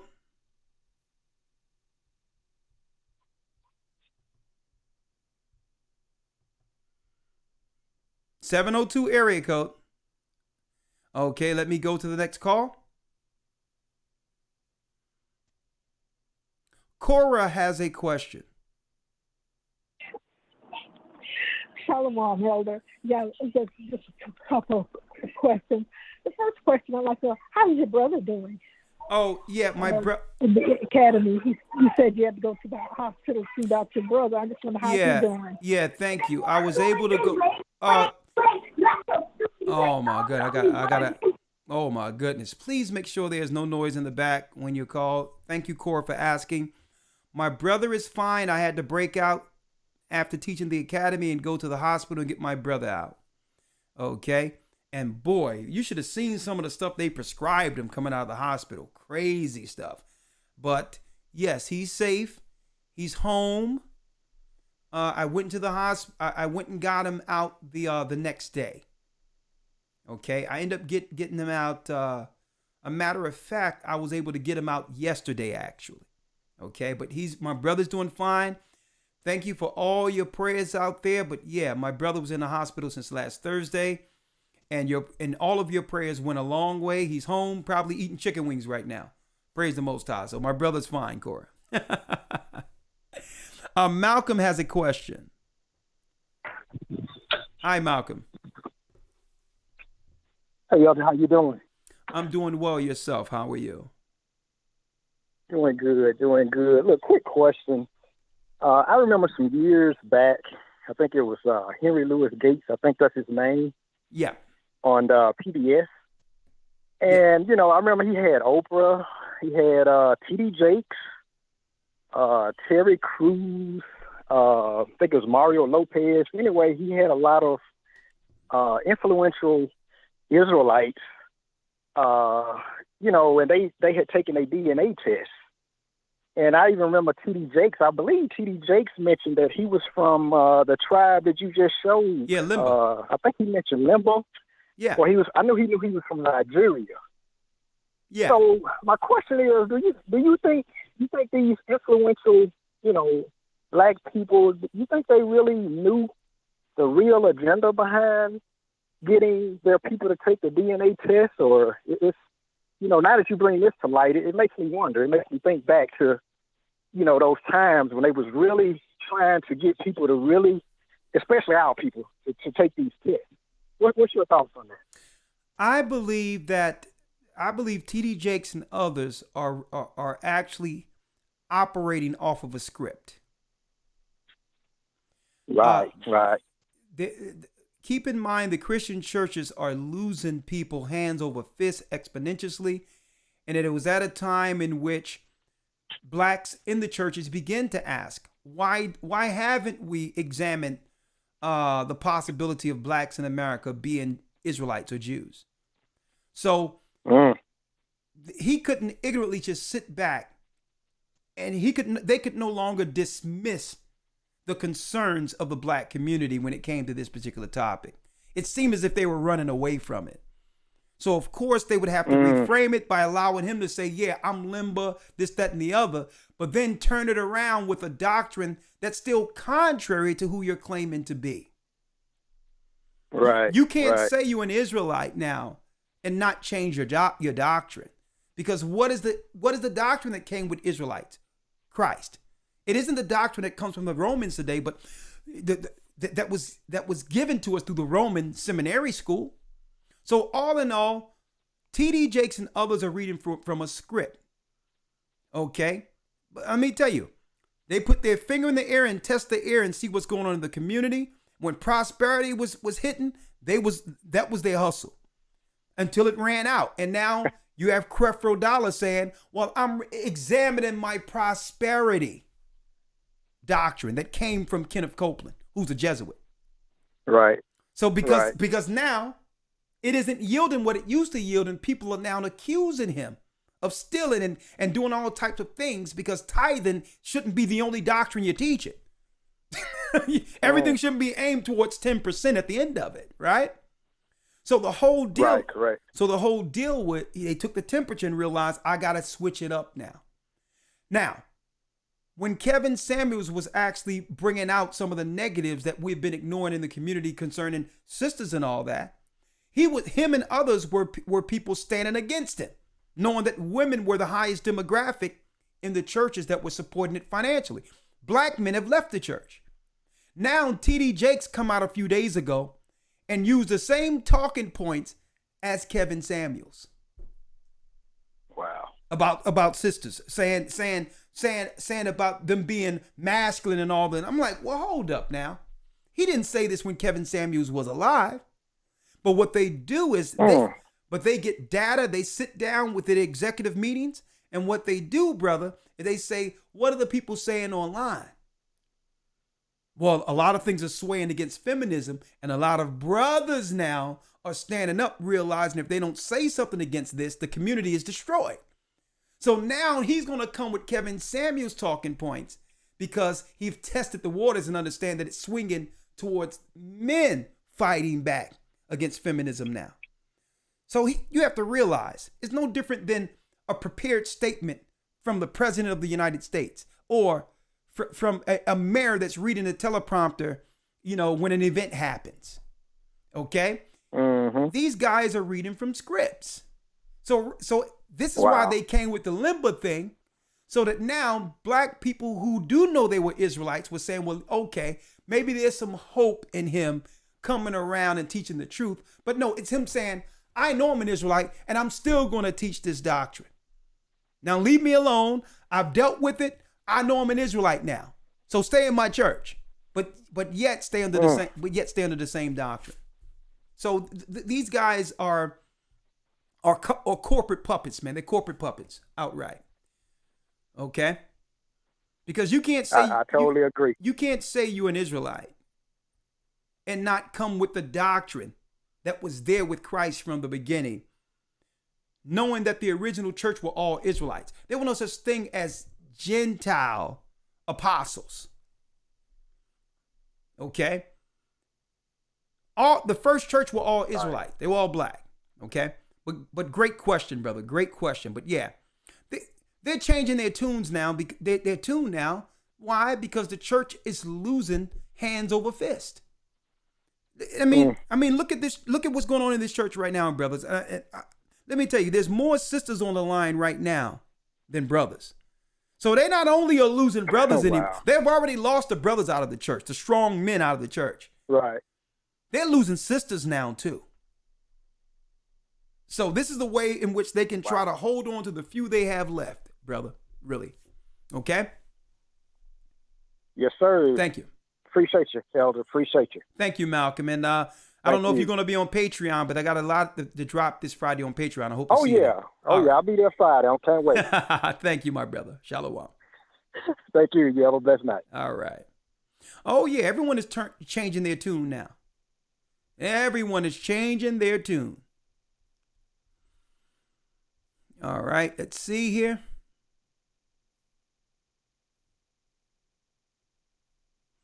Let's see. 316. Is that? Oh, Miley. How are you doing, Miley? I'm doing good, Elder. Shalom. Shalom. Bless you. I had a couple of points I wanted to bring out, but one particular one I wanted to point out was how you were talking about with the DNA and the ancestry situation. Yeah. They were also doing the same thing with like the Native Americans, AKA the tribe of Gad. My mother and my grandmother were both considered qualified for, they talked about the reserve as far as land, money, and funds and things of that nature. Okay. You just had to prove your lineage, basically. You had to prove that you had the bloodline and the percentage that you were. You had to be a certain percentage of Gad or North American, as they call it. Okay. I thought it was just very crazy how it was one of those things where you had to prove to them of who you were. And then, then you'll be given, then we owe you this land, or we owe you this much money, or you get a free, tuition to college, just using as examples because of some of the things I've heard that's been awarded to different ones. I personally, or my mother personally, I don't think had actually sent in DNA, but she had done enough digging back to find that in some of their documents, they tried to actually barred certain people or a certain amount of people with marking the race or ethnic background of a lot of them of being white instead of actually what their, tribal rights were, if you know what I mean. Yeah. So I found that very interesting. That was one thing I wanted to point out. Another thing I wanted to point out was that I didn't know a lot of the brother and sisters were aware of that even with donating like blood or plasma is another way they would be collecting DNA. Yep. I was actually one before that.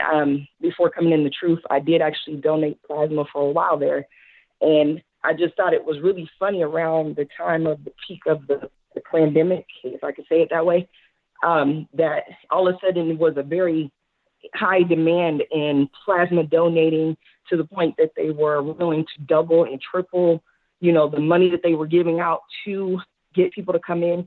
Even to this very day, you see how they have upped the price on just to draw the people in. They don't care, who you are or necessarily what your medical condition is.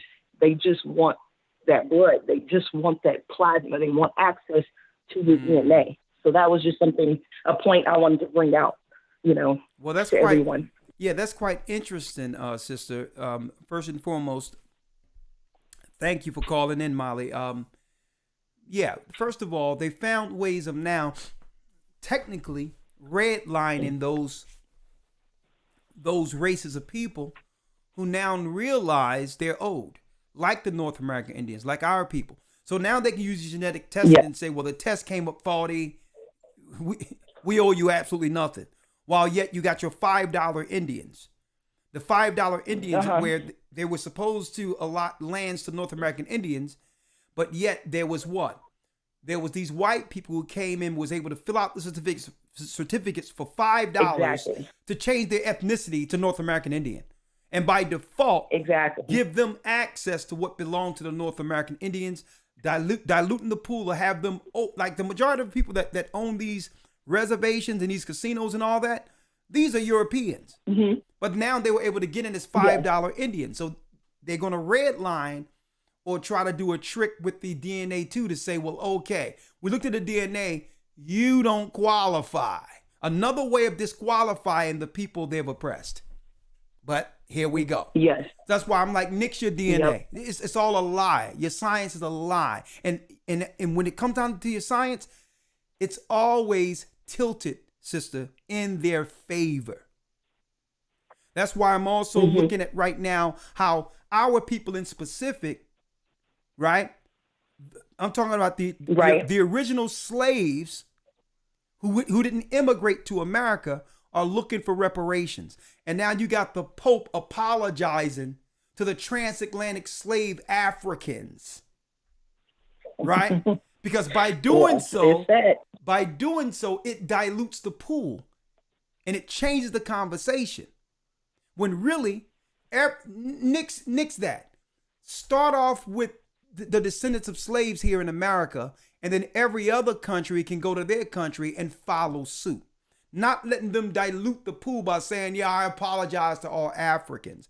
When it comes to every ethnicity, be it Japan, who was thrown in concentration camps, or what happened over in Germany with the Holocaust, those are specific money given to them for specific causes. They don't dilute it by adding in every European on earth. So watch that when they say the Pope has apologized, okay, that he has apologized for the transatlantic slave trade. Nah. The way you show your apology is you pay those people back, starting with those in America, and then follow that model every other place you've conquered the children of Judah, the children of Israel throughout the earth. Do it that way. You can only apologize by what? Making amends, repairing your damage financially. Your words mean nothing. Right. So I'll let that be. All right. Thank you, sister. Your words mean absolutely nothing. All right. All right. Going down the line, we have Darius. That's an interesting name. Darius has a question. 404. Hi. Hello. Yes, Darius. How are you? Can you turn me down in the background, please? Turn me down, please. All right, I got you. Shalom. Shalom. How you doing, Darius? I had a couple questions. Yes. First of all, when the DNA first started, they had Oprah and that doctor. I don't know his name, but it was on PBS when it first came out. And later on, it came out that the scientist or the doctor that they were sending the DNA to, he came out saying that there was a farce. And what they did was they gave Oprah her DNA. Her DNA came out to be the Zulu tribe, and the other doctor, he came out to be some other famous African tribe in Africa. Okay. But yeah, they said it was a farce. It was a farce. It's all staged. It's agenda driven. It's all agenda driven. But go on. I'm listening. Yeah. And, did the Nephilim have a hand in building Babel? Building Babylon, America? No, the Tower of Babel. Absolutely. The Nephilim did have a hand in it. Yeah. Don't forget, because don't forget,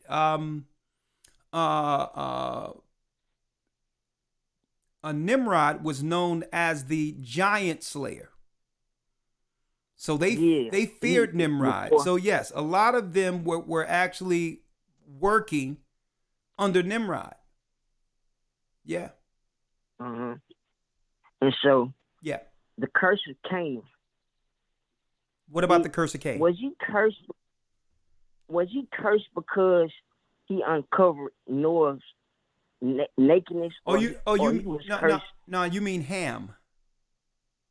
Ham. The curse of was Ham. He cursed for the curse of Ham's son Canaan. Cursed? Ham's son Canaan, right? Yeah. Was he cursed for stealing the garment, or was he cursed for just uncovering his nakedness? He was mocking his father. who was laid naked in the bed. And for Okay. doing so, the Most High showed him while he was asleep, his son mocking him. See, it was because he's looking on his father's nakedness and shaming him. Okay? The brothers, as you can see, the brothers walked backward knowing he was in a room without clothes because they seen this guy laughing at it. Look at Dad naked. So they walked backwards to cover their father's nakedness. And when Noah awakened, he knew the Most High showed him that his son mocked him. And by doing so, he cursed his son Canaan. Okay, he cursed his son Canaan. And that would be the seed of Ham, who connected with the angels to bring forth Nephilim in the land of Canaan. The same way Cain's daughters end up dealing with those beings and bringing forth Nephilim, Canaan would be used for that. Okay? He was using Mount Seir to actually bring forth people for Nephilim to operate on this side of the flood. And the Most High crushed them, of course, with Joshua and Caleb going into the land, crushed them when we marched around Jericho 7 times and the city fell on them, and a lot of them fled into Mount Seir at that point. But those were the Nephilim that came from the seed of angels and the daughters of Canaanites. But go on. All right. I was came across a YouTube page. Yep. And they were speaking of the archaeology of in Egypt. Yeah. And I always wonder what Pharaoh had, that reigned over Israel in the land of Egypt. What you mean? What did he have? Excuse me? When you say what power he had? No, I was talking about some archaeology that was found in the land of Egypt. What was it? And I always wonder what Pharaoh that reigned over Israel in the land. Oh, and we dropped that in the Hebrew and Bible Academy. So check this out. Yeah, we dropped that. It's 2 pharaohs that's possible because it was 2 archaeology sites. One was in Sudan, where they say the oldest inscription of Yahweh was found in 15th century BC. Okay. And this particular pharaoh name was Amenhotep III, and it says that he had a list of his enemies. And when it's broken down, it says that that this is the land of the nomads of Yahweh. That's what they say. So it could be either Amenhotep III, and it's another one. His name is the pharaoh is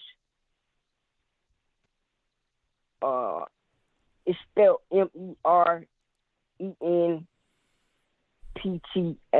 Let me read this for you. The book of Jasher 77. Adakim was 21. 77. Adakim was 20 years old when he started to reign over Egypt, and he did for 4 years. In the 206th year of Israel's going down into Egypt, did Adakim reign over Egypt. But he continued not so long in his reign over Egypt as his fathers had continued in their reigns. For Malal, his father, reigned 94 years. 94 years in Egypt. Okay? So we know that Adakim was what you would call the midget pharaoh. When you look back at it, this was the guy who knew not Joseph. When you go into Egyptian antiquity, even though they try to mix up the dates and all that, this guy Malal is synonymous to what we call the modern day treasure trove. He was a short guy with hair. He's the superstitions have him in Egypt till this day. Okay. Okay. That was the Pharaoh during Moses' time. At the end, that was the Pharaoh near that time. Okay. It was Malol. And you said that is what, chapter 77? Chapter 77. A matter of fact, I'm gonna make it my own job to rearrange what Manethos messed up when it came to the timeline of pharaohs. He made some grandfathers the grandsons, to throw out time periods of Egypt on purpose. All right, so we're gonna do a Jasher. I'm gonna tell you what I'm gonna do. You'll see when I have it. We're gonna put the pharaohs in place according to their Hebrew names and their Egyptian names. Okay, so don't worry about it. You'll hear about that class quite soon. All right. I appreciate that, Elder. How old are you, young man? How old are you? I'm 32. Oh man, you're sharp, brother. Keep doing what you're doing, brother. Bless you. Keep studying. Yes, sir. And I'm trying to get baptized in Atlanta body so I can be in that Passover for the first time. Okay, and guess what? The Passover this year will be in Augusta, Georgia. Actually, in Augusta. Next year will be yes, sir. It will be in Augusta, Georgia. Yeah. So hold on, let me do this for you real quick, my brother, because I definitely want to meet you. I'll meet you before then, because I have to go. I'll be going to Atlanta before the year is out anyway. Well, I already have Bishop Baruch. Okay, well you're good. Contact number. Well, you're good then. All right, just contact him.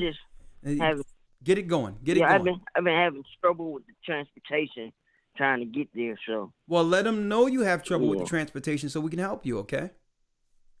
We'll help you. All right. Yes, sir. All right. Bless you, brother. Thanks for calling. All right, Darius. All right. Mike has a question. 323 area code. Yes. Hi, Shalom. Elder Rawchaa. How you doing? I'm doing well. I'm doing well. Yourself? Yeah, I'm doing good. All right. Bless you. The question I have I'm confused about the chronological order with Babylon. I wanted to know, was it going to be the Masada first? Or, when they shoot the missile, is that going to be after the Masada? Okay. Are you talking about America? Yes. Okay. You have to realize that we're way more advanced technically with the technology than we were in Masada. So it's not just going to be a thing where they are entrenched around our people physically. Right now, there's a global net. And now they can isolate us in communities as well as restrict travel. That's more so the wall the invisible wall they put of Masada they're putting around us every place on earth right now. So when you're saying you're looking at the chronology of events that would happen, well, we're under those. We're under it right now, and we're getting picked off one by one, in tens, hundreds, right now. But it's more so a silent war, but it's happening. Yeah. Now, eventually, between the next few years, if there's a war with Iran, that will break the cities all together. Once that happens, the only people that's going to be living in these Western world areas will be in the rural areas. And at that time, it's going to be total chaos and each man for himself until we make it into the wilderness. It's going to be the wars. This war with Iran is going to break everything. So that's the one in particular we're looking at. But still, the Most High is going to make refuge for us to be able to get into certain areas. But we'd rather be near the areas in Isaiah 11 before that particular war. But that war that will be the last shoe to drop before there's total mayhem throughout the whole earth, in which Christ is going to have to deliver us out of. All right. Okay, so it's just kind of already like Masada right now. Oh yeah, you see how they're making every excuse to make it where there's checkpoints every place now. under the new pandemic thing, everyone is under a checkpoint now. If you travel, they got to ask you questions. Yeah. Did you take this? You do this. So the checkpoints and the restrictions have already begun. But it's more advanced technically now. There's no physical wall being placed around people, but there's restrictions. Well, based on this, you can't get a passport. Based on that, you're restricted. So now you can't move anywhere, any place. And then because of this, we revoke your license. So now you can't travel or go anywhere. So these are the things that they're using to keep people trapped, restricted like Masada. And then they can begin to pull out food and make sure that food isn't coming in like it used to. Water isn't coming into the areas like it used to. The electric isn't working right. So they can start rationing food. That's what happened. And they said, listen, the reason for Masada was to restrict our nourishment so that the men could not fight. Being weak. Yeah, they're doing it incrementally. They're doing it now. They're doing it incrementally. Yeah, they're doing it and incrementally. They're also taking nutrients out of the food. They're extracting nutrients and stuff from the food. And they're slowly trying to take away vitamins, because I'm hearing that it's been like vitamin shortages too. Yeah. So they don't want us to get like any nutrients. And if we're deficient on nutrients, that causes diseases. Yeah. And right up under our noses in Britain, in the UK, you got big time. The government is coming to the biggest farmers in the UK, telling them that they will buy their. I have the report. They'll buy their lands. They'll pay them more than the land is worth, and more than what their food is worth, if they sell the land and not farm. This is going on right now. So it's a silent Masada's going on. And then after the people are weak, then the engagement is what we were talking about last Sabbath. When it comes to these, they said it, these mutant soldiers that they've created. And it's going to be total chaos out here. And guess what?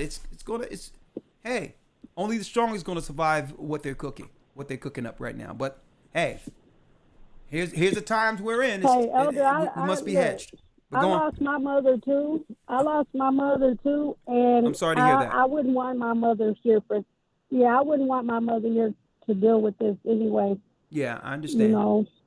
But you do have my deepest sympathy, because I know how it is. There's nothing like, let me tell you, there's no pain like losing a mother. So I'm gonna tell you. So you have my deepest sympathies, and just continue this work and stay under the hedge of Christ, and we'll see them on the other side. We'll see them when Christ returns. He says, guess what? They're going to meet and remain. They're going to meet him in the air.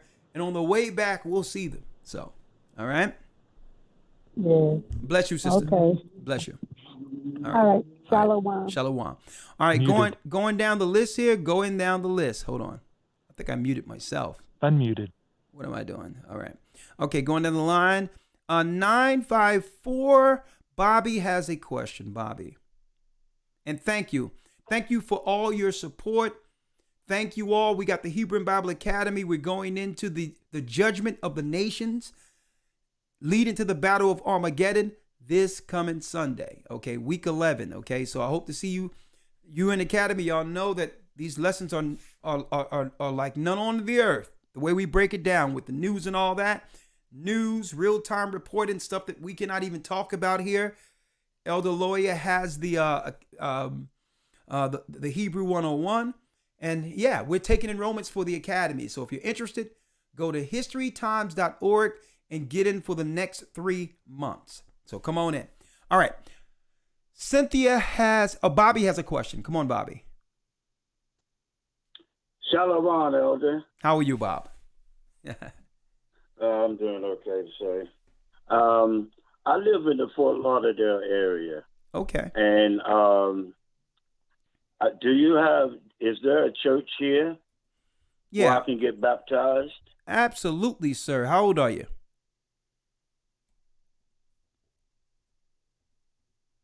Hello? How old are you? I'm 75 years young. Oh, my goodness. You sound pretty strong, too, sir. Brother, sir, I am. Sir, we would be honored to help you in this church, to help you help us in this church. We need your wisdom. All right? You'll live many years on this earth, and you can help us all. All right. So one Yes, moment. sir. Let me go Yes, to. sir. Let me get Fresnel real quick. Man. Okay. Yeah, I've been around a little bit. I also like to say that I'm a guitar player. Okay. I've been playing for a long time. I used to back in the day. I played with Rick Shepard and the Brand New Drifters. We toured up and down the East Coast, and I auditioned at Columbia Records in Columbia Studios with Gamble and Huff was there, and Don Cornelius was there. I was the guitar player that helped these singers audition for the Soul Train gang. Look at that. Look at that. Yeah, I've been around for a while, and I used to be I played with some of the jazz greats. Okay. There's some of them that's still out there now. Ronnie Foster, organ player, he's still around. Okay. And I'm still playing, still active. I got it. Yes, sir. I'll tell you what. I took down your number. I'll give you a call, off the line, and we'll talk a little bit. All right? Because sir. Yes, sir. No, all right. I want to do my service for the Lord. He gave me this talent, and I used to play in the Christian churches, but I always knew something was missing. I was always searching for the truth. And I've been listening to you for the last year and Elder Lawya for the last 2 years. I'm a Patreon member, and I'm also in the academy. Thank you, sir. Thank you. Yes, sir. And I'm really inspired. I mean, this is like food to me because I've been looking for this truth for so long. But I'm trying to tell my family about this truth. Okay. And a lot of them don't want to hear it. I got a sister and a son that are preachers. Okay. They go to Sunday church, and I'm trying to tell them about, about the truth. And they don't want to hear it. Their mind is closed to it. And so I kind of let the Lord deal with that because I can't seem to break through, But I began to understand that everybody does not hear the truth, and everybody does not see the truth. Yeah.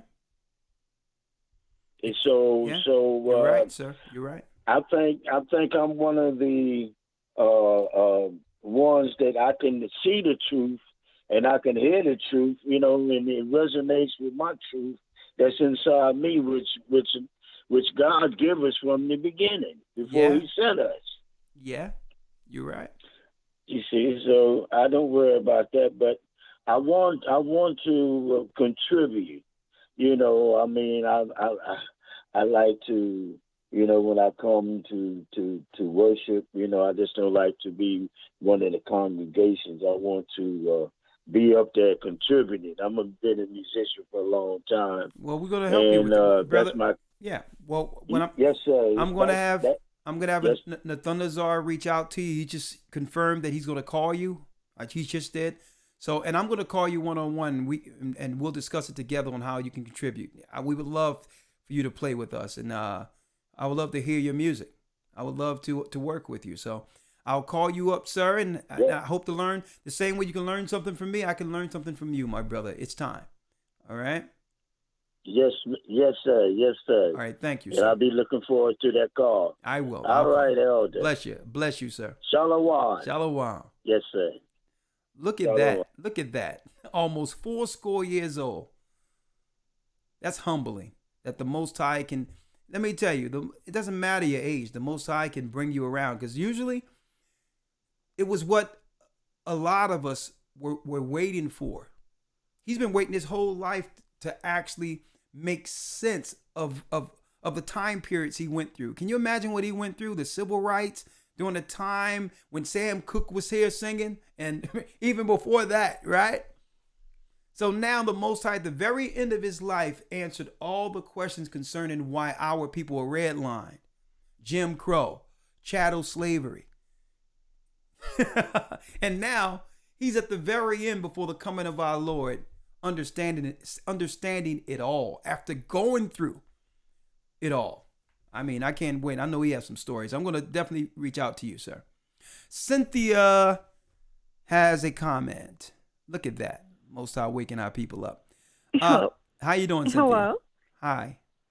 Hi, I'm doing fine. I just wanted to make a comment and let you know how powerful the Most High is. The Most High Ahia is, has been in my life. Oh, yeah. I appreciate very much you sharing about the evils that they're doing with the DNA testing. But I just want to let you know how powerful Ahia has been in my life. Okay. Prior to, back in January, I had a DNA test that was done for me for free. Okay. And during that time, I was attending the Messianic Jewish congregation. I was raised Seventh-day Adventist, but they didn't keep the feast, so I was looking for a congregation that kept the feast. Okay. I was with them once before, and I had left, and then came back to them.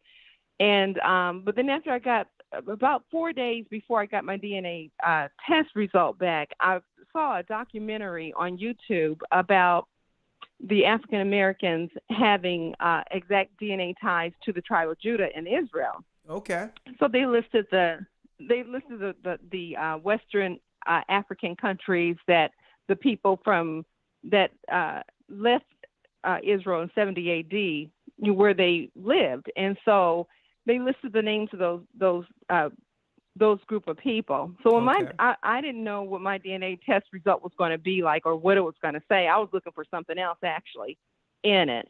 And so, but when it came back, I wrote down what they said the chromosome numbers and things were, because I just thought it'd be interesting to see if, you know, if mine pops up with this or whatever. Okay. So what happened was the information that was on mine was the exact information that connected me back to the tribe of Judah out of Israel. And I thought, oh my goodness. I said, well, if I'm from the tribe of Judah, then who are these white people that I'm worshiping with in the Messianic congregation? So it scared me. And so I didn't go back. I said, I know Ahia is trying to, Most High is trying to show me something. And so I didn't go back. I had gone to, well, no, let me take that back. I went, before I got my result back, I got my result after I had attended a Passover at the Messianic Jewish congregation. Okay. And once I got that result, then I was wondering, well, then who are they? Okay. You know, if I'm from the tribe of Judah. So I didn't go back because I realized that Ahia was trying to get a message to me, because about 15 years prior, we had heard that we were Hebrew, that the black people here in America were Hebrews, but it didn't really stick until after it slapped me in the face that I was a direct descendant. Okay. So 4 days after getting my result and going to Passover with them, then I came across, I was asking the Most High, I said, well, please, I said, these couldn't possibly be the people if I'm a Jew, if I'm the real natural Jew. I said, well, can you please help me to find where I need to be worshiping? I just didn't have any idea or didn't know.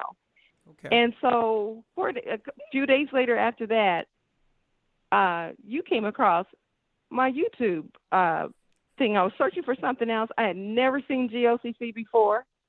And you had something on there about the identity of Israel. The genetics of an Israelite. I can't remember exactly what the title. The genetics of an Israelite. Exactly. Yeah. And I thought, well, this is interesting. So I went ahead and clicked on it, and it was like, wow, here it is. Praise the Most High. I knew that I knew the Most High was bringing me right to where I needed to be. And so I listened to several of your videos. I had told my sister about it. She started listening to it. And then after that, I had sent you all some emails and things, and I didn't get a response back. So then I started sending them more emails harder, and then I finally got a response. Okay, thank and you. I tell you, Thanks for Officer your- Shamashawan has been wonderful. But I just want to say, Well, thank you for your that persistence. I've been Thank you baptized. for your persistence. I just got baptized. Thank you. All Yeah, right. I just want to say, I just got baptized last Sunday in Ohio. Praise the And Most High. I just want to thank the Lord thank Ahaya for all that he has done.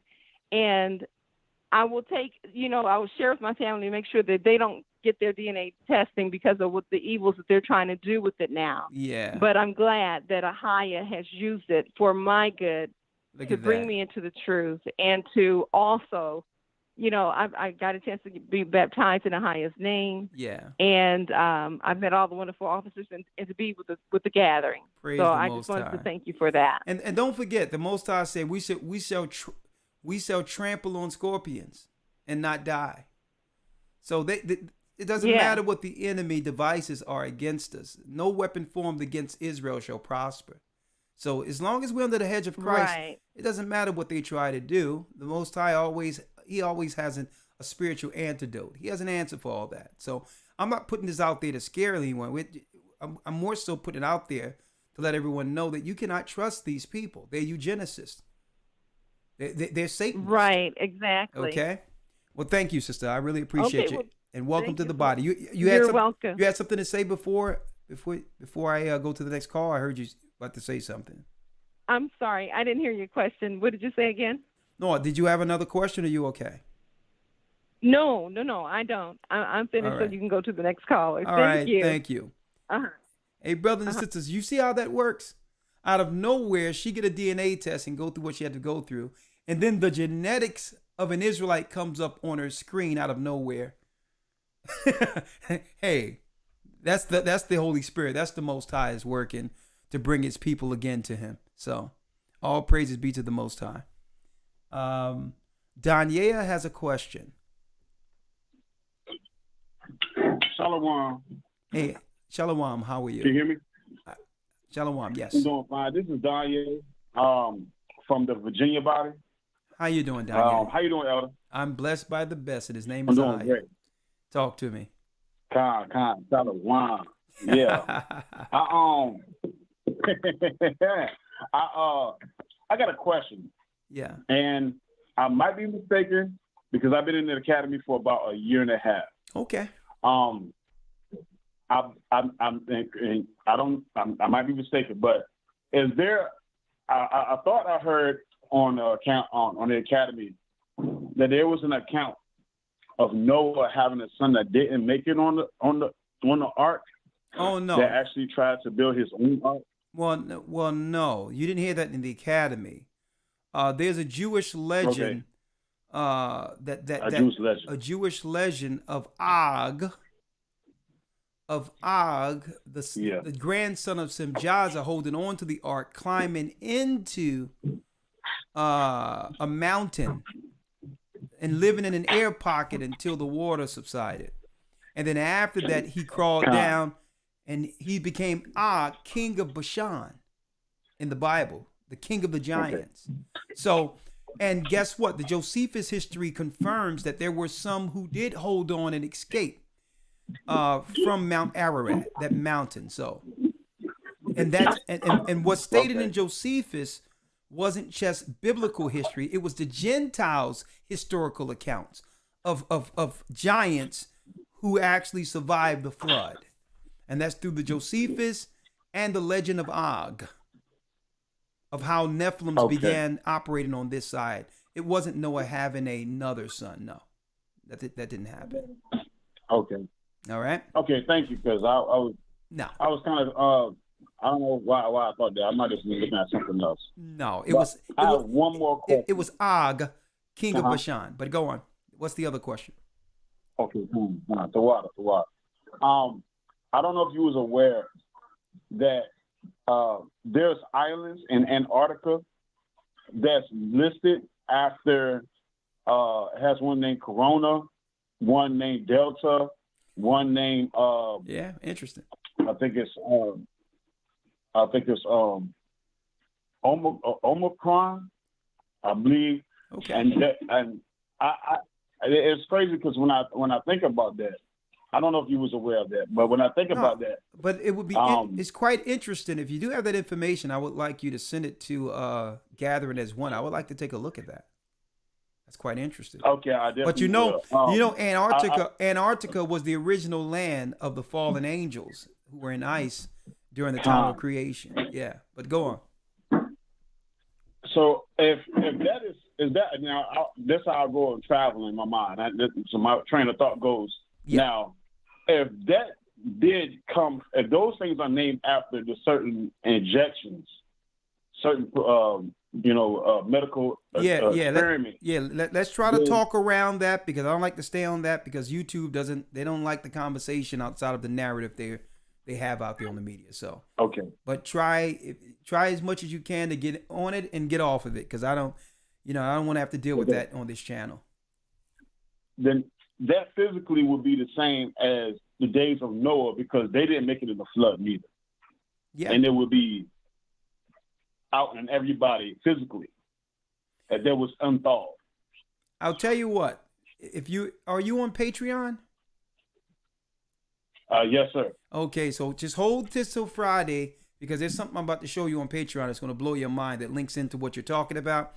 But I don't want to talk about it here because when you say certain names, they're bots that algorithm sends it to this page like sentinels. So it's not even worth talking about here. I'll talk about it on we'll talk about that on Lawya. On Patreon. That's fine. Yes, Lawya. Thank you though. Thank you, brother. Great questions. The water. In the bar. Okay, Auntie B. I got you in 1 second. Auntie B, you have a question? Shalom. Shalom, Auntie B. What's the question? How are you? Okay. I have a situation. I have a problem. Yeah. I've been sitting back holding jars of grape jelly for somebody. Holding what? And I still never got a call. Oh, you talking about the jelly? Yes, sir. All right. Auntie B. I got white grape and I got Concord grape. Concord grape. Hey, don't worry about it, Auntie. I've been waiting for you to pop back up. Hold on. Uh-huh. Auntie B. And Elder Lawya wanted some as well. But I know he wanted the strawberry, kiwi, banana. Now, do you have it in airtight jars? Yes, sir. All right. It's already set up and done. They're sealed. Oh, don't They'll worry. last you 5 years in a jar. I'll tell you what. Soon as I hang up, Auntie B, I'm calling you. Hold on. Let me see. Hold on. And I'm the chat's favorite auntie. And I need you to expedite that jelly. I'm going to put that thing on my toast. Uh-huh. I'm going to put that thing. I got you. I'm going to make some beef bacon with that. Yeah. Yeah. And I'm going to throw some home fries on the side of that. And let me tell you, no doubt. I probably make some of the best home fries you ever tasted. I use that garlic powder. The kind of one that make you want to go back and slap your mama kind of fries. Lord, let me tell you, I take a little bit of that chili powder. You can hardly notice that chili powder in there. It's hidden with the paprika in that thing. I'm gonna tell you that right now. One second. And you don't forget your garlic powder. Oh yeah, you gotta put the garlic powder, the granulated garlic powder up in there. A teeny bit of salt. You know what I mean? Put a salt thing in there, a little seasoned salt up in that thing. And I'm gonna tell you what I do. I fry it first. I sear it, then I put a little water and let that water get up in it. The juice is up in there, and then after that, I fry it after it gets soft with the onions in there too. Lord, I'm gonna tell you right now. And I'm gonna tell you what else you do. You get you some of that olive oil, the garlic olive oil. And spritz it on top. All right. And then you sprinkle your seasoning on top. Hey, I'm gonna tell you right now. Yeah, that's what we do it. It's sprinkled just like that, boy. I tell you, Auntie B, and then I take the toast, put the butter on that thing, and I'm gonna put some of that Auntie B jelly on there, and I'm gonna show everybody I have it. I'm gonna take a picture of it. Auntie B, I'm calling you right after the show. I'm calling you right after this broadcast. All right. Because I have to. You said you have some Concord grape jelly too. All right. I have Concord and the white grape. Lord have mercy. All right. Don't worry about it. Say no more. My mouth is watering right now, and I want breakfast right now, as a matter of fact. But say no more, Auntie B. That call for that grape jelly is happening. I'm going to stay right here and call you right afterwards, okay? Okay, I'll be waiting. All right, thank you. I know I got a lot of you. All right, shalom. Y'all hangry out there. Talking about hungry, y'all hangry. 757 area code Annie B. I'm going to call you right back. I'm coming at the end of the show right now, and I see you, Sunshine. Make sure you have your copious notes, cut them in half, and say it all in one breath like only you know how. Deborah has a question. 757. Shalom. How you doing, Deborah? Shalom. Yes, Elder. I just have one question. I've been going through a lot of struggles here for the last couple of years since I've been baptized into the Christ Church. Okay. And so therefore I'm going through a lot of rejection from family members. Yeah. You know, I do the best that I can to talk to them. I'm going from rejection from my own family, the immediate family. Everyone is turning against me. Okay. But I'm okay with that. I'm okay with that. Yes, okay. I am. Because I know in all that, I have said, if they persecuted me, they will do you. If they hated me, they'll do you the same way. Yeah. And that's going to happen in all according to 2 Timothy as well. What he said was happening in perilous days. But my question to you is, I just wanted to know from you, they gave me the Hebrew name in baptism down in Hampton, Virginia. Yeah. I was given a Hebrew name, Sister Deborah. Okay. And I was told if I elevate to the point, I can expect great things and all from a higher. Okay. I want to know from you, though, if you're able to yourself or someone else, because even growing up in church, I sing in a choir. I didn't sing by notes. It was natural. But sometimes when I go out, I'm just standing out, and sometimes I have certain times of the day or whenever I actually hear the angels singing. Okay. When I tell you I heard the angels singing, when I tell you the pitch, and I wanted to see if I could actually, you could direct me to someone where I can actually sing by notes. I never learned by notes. I just learned naturally. But I want to learn that way. Because I sing high soprano. And so I want to do this so, and I'm certain about my soul. No, I'm saying, I want sister, to, be able to, and one day be part of the kingdom Deborah, listen, sing with the rest of the angels. Deborah, I'm asking you, what would you like me to do for you? I would like for you to, and I know you don't have the time, but I would like for you to help me with getting with someone to give me voice lessons. Well, sister, I really don't know anyone that can help you with that. I'll call you and see if I can. I'll call you offline and see what direction I can direct you in. But I'm dealing with a lot of things right now. All right, a lot of things. But I will call you offline and see where I can direct you concerning you getting some lessons, if that's what you would like to do. All right. Name Deborah. Okay, and one other thing I wanted to just mention to you, I heard you in one of your videos back ago where you had said you were related to the Smiths down in the North Carolina area. Yes, ma'am. And that's part of my family. Smiths and I Coolies. wanted to talk to you about them because they know the family tree. Okay. And you said you had heard that you were related to the Smiths down in the Carolina area. Yes, ma'am. Where we wanted to invite you down, and we're part Virginia, part North Carolina. Okay. And also you can view over the hundreds and hundreds of acres of land that we have down here. Interesting. All right. So, Deborah, I'm going to call you. So just hold tight, and we'll talk, all right? Because we're going to need that land, too, so I'm going to call you on that, too. All right? Shalom. Shalom, Deborah. Oh, man, we have some wonderful sisters in this truth. Donald has a question.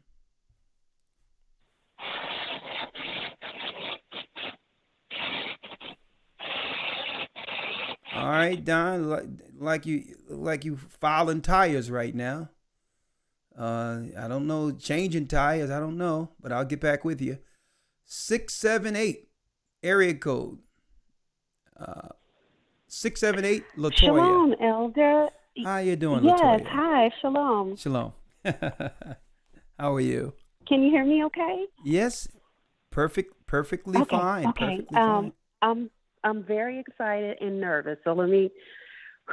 It's weird talking and looking at you on the screen. Okay, just relax. Okay, Everything is fine. Go ahead. Okay. A couple of callers ago prompted me to want to call in as well. The young lady that spoke about how she had her DNA tested and the Lord used that for her good. Mm-hmm. Well, I never had my DNA tested, and very much like you, I just don't trust the companies. Just something about it. The Holy Spirit I just never had any real peace about it, right? Mm-hmm. So I've been listening to you for about a year now. And last June of 2021, yeah. I had 3 dreams within a month's time, and they were about myself, my husband, our family, going to Israel. And I'd never known anything about us being the people. I never knew anything really about the people, period. I just knew that they were Jews and, pretty much what you're taught in the modern day Christian church, which is to, pray for them yeah. or, just really respect them because they were God's people. And I just sort of left them alone and never really had any interaction with them at all. So, in this dream, all 3 dreams, I won't go into detail at all about the dreams, but all 3 of them were about Israel and my family going to Israel. And so after the first dream, I just thought, well, maybe I need to pray for Israel. Maybe this is, and I say the Lord because I didn't know the name Ahia at that time. Okay. And so I said, Lord, well, do you want me to, you want me to pray for them? And like I said, I didn't really know anything about them, but just trying to do the best I could and praying for them, I found myself asking him to wake up your people. Wake up your people, and that was my heart's prayer, that he will wake them up, Look at that. And so then I had maybe in another 4 or 5 days a week, something like that, I had another dream. And I'm like, okay, I wasn't really sure about this because I dream enough to know that when he repeats something over and over, it means that I'm not getting it. I'm not understanding what he's trying to say. Okay. So by the 3rd dream, it just sort of resonated in my heart, and I was almost too fearful to utter it out of my mouth, even though it was just me in the house. And I said, Lord, are you saying what I think you're saying? And there was just such trepidation because it was almost like blasphemy. That's how I felt. Like, okay, when you can't be saying what when you said in particular, saying. is he saying what you think he's saying? What he was saying, that you are actually Israel? That I am Israel. Praise the Most High. That I am Israel. That had never been on my radar in all of my 50 years. Never. Look at that. And so I started doing some research on it, and I prayed, and I said, Lord, I would never walk on these waters if I did not feel that you were leading me here. I said, so please pull me back if I'm transgressing, right? But if you don't pull me back, I'm going in. Okay. So I began to research, and lo and behold, that's what made me call. I go on YouTube, and here you are. I don't know anything about GOCC, never heard of you guys. And when I clicked on it and began to listen, it was just so humbling. And I cried and I cried and I cried. I was scared to tell anybody because I thought people would think I was crazy. But anyway, I just wanted to share that. And, Ahaya. Oh, I love to call that name. Exactly. He is so beautiful, Yes. and I'm just so grateful that he woke me up. And that was my prayer. I just didn't know that I was talking about me. Look at that. I was praying for another people. Sister. Yes. Only thing I can but say God is good. I'm your brother. Welcome home. We're Israel. Yes. Thank you so much. Welcome Thank you home. so much. And I have been in touch with the body here in Greenville. I'm sorry, Spartanburg, South Carolina. So I will be able to fellowship. And I'm just so grateful. Welcome home, Yes, sister. Bless thank you. you. Look at this. Look at this. Thank you so much. Elder Rawchaa. Yes, sir. I need you to get that scripture in Isaiah where it says you shall hear a voice behind you saying, "This is the way, walk in it." Yep. You got it? I'm pulling it up now. I think it's what, Isaiah 30? Yes, sir. Either 29 or 30, one of those chapters. I think it's 30.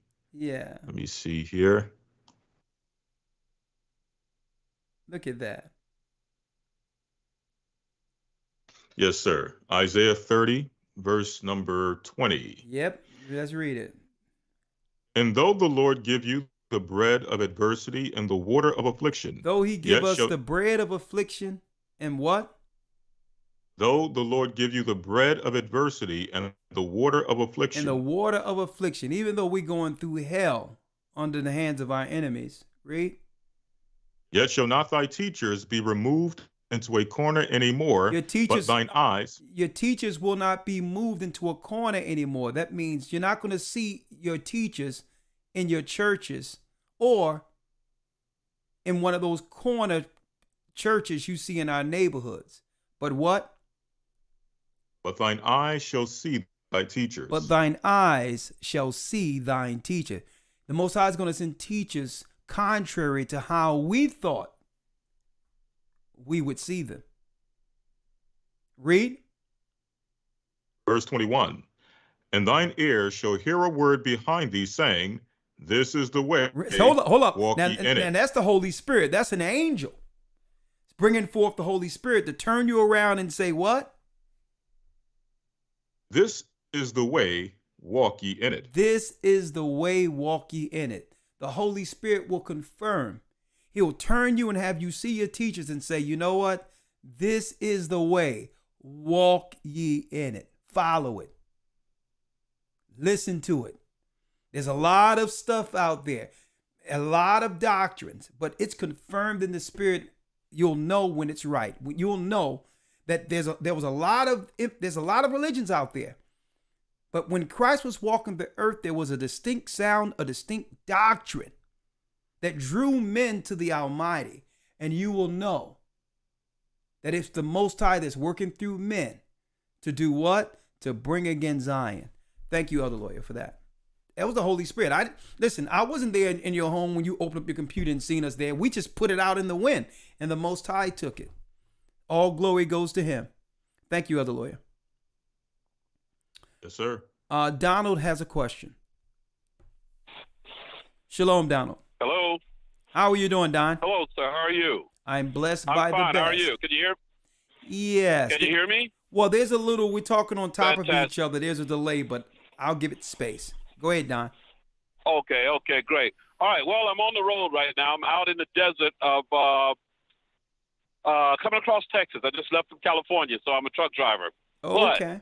I retired from law enforcement for 30 years, and I've been watching your program here for probably about 3 years. Praise the Most High. So I want to know. I live in Gainesville area, but I work out of the Jacksonville area, and I want to find out where can I go. Where's a church at that I can be a part of, that I can join and be a part of, as well as get baptized. Okay, are you in Georgia? Where do you live? No. I'm in Gainesville, Florida, and I work out of Jacksonville, Florida. Oh, Florida. I got you right now. Hold on. I got you. Right now, let's see. Don, I'm going to put, Elder Fernell is going to call you before Friday, okay? One moment. Okay, great. Let's see, hold on. Now, my next question to you. This is my next question. How do you get your significant other to get on board when you know that, this way is the right way to go? How do you get your significant other on board with you? I mean, how do you do that? Okay, great question. All right. I think the Bible, matter of fact, let me allow the Bible to answer that for you. Okay? Okay. Let me read this. Okay. The Bible. Pardon me? I'm going to read this for you. All right? Okay. Hold on, let me get it here. Yeah, I'm listening. All right. I just pulled it up. Let's see. Let me get it. All right. Let me pull it up here so that others can see it also. All right. I have it here on eSword, the Bible here. I'm going to read it for you. Okay. Okay. It states in the Bible, King James Version. It says here, 1 Corinthians 7:12, but to the rest speak I, not the Lord. If any brother have a wife that believeth not, and she be pleased to dwell with him, let him not put her away. The woman which hath an husband that believeth not, and he be pleased to dwell with her, let her not leave him. For the unbelieving husband is sanctified by the wife, and the unbelieving wife is sanctified by the husband. Else were your children unclean, but now even they are holy. So you do enough for both you and your wife to cover her until she comes around. And really, do not come down on her, because she's probably exercising a lot of these biblical principles naturally without even knowing the Bible. She's a good wife. Obviously, you chose her. So try to work with her in the areas she is, and congratulate her and thank her for the areas that she's actually operating according to the word, not having it. The Bible says when the Gentiles do the things in the law, contained in the law, it become a law unto themselves. So you have to realize, even the Gentiles, if they're doing things right without even knowing the Bible, they're justified in their actions because they're following their conscience, which is the law that God would put in their hearts to do what's right, to be civil to others. So your wife is already doing many things in the Bible according to the law. She just don't know the scriptures for it. What you cannot do now is browbeat her or try to force her to see something. Okay? You can't do that. You have to just, be the man of the Most High. Okay? You have to be an example. And if she see a better you through what you're learning, that'll turn her around. Right? So it's gonna be your actions, but your prayer covers your wife. Okay? Okay. All right. So in other words, then just don't fight her with this. Do what I do. Just stay strong and just stay faithful in what I'm doing. And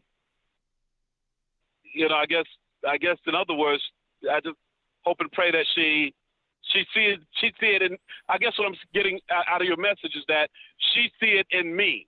Exactly. And okay, all right. Here's another thing, right? Here's another way of looking at it. Her being abstinent, her being disagreeable, is still a feeling or reaction she's getting by her being defiant. Don't even allow her to get that. What do I mean by that? Don't even try to push it on her. Listen, I'm gonna show you how you do it. You can be reading it, be like, oh my man, this is cold. And you listen, just read it and just have your books and just go ahead and do what you're doing. And she's gonna wonder why you're not pressing her anymore about it. Like, listen, it's okay. And now she's like, what are you looking at? What? Listen. I don't want to push nothing on you. It's just some good stuff I'm reading here. It's all good. And really, I'm gonna tell you, then it's gonna come around to the point where, well, you don't care if I make it. Why are you not trying to push it on? But I thought you didn't want to hear it. So, so you could work at that angle where you could just do it in front of her and let her see that your life is improving because of it, and eventually she'll come around. Right? Okay. All right. So right. Yeah. So just do what in other words, just do what I'm supposed to do as far as the high is concerned, and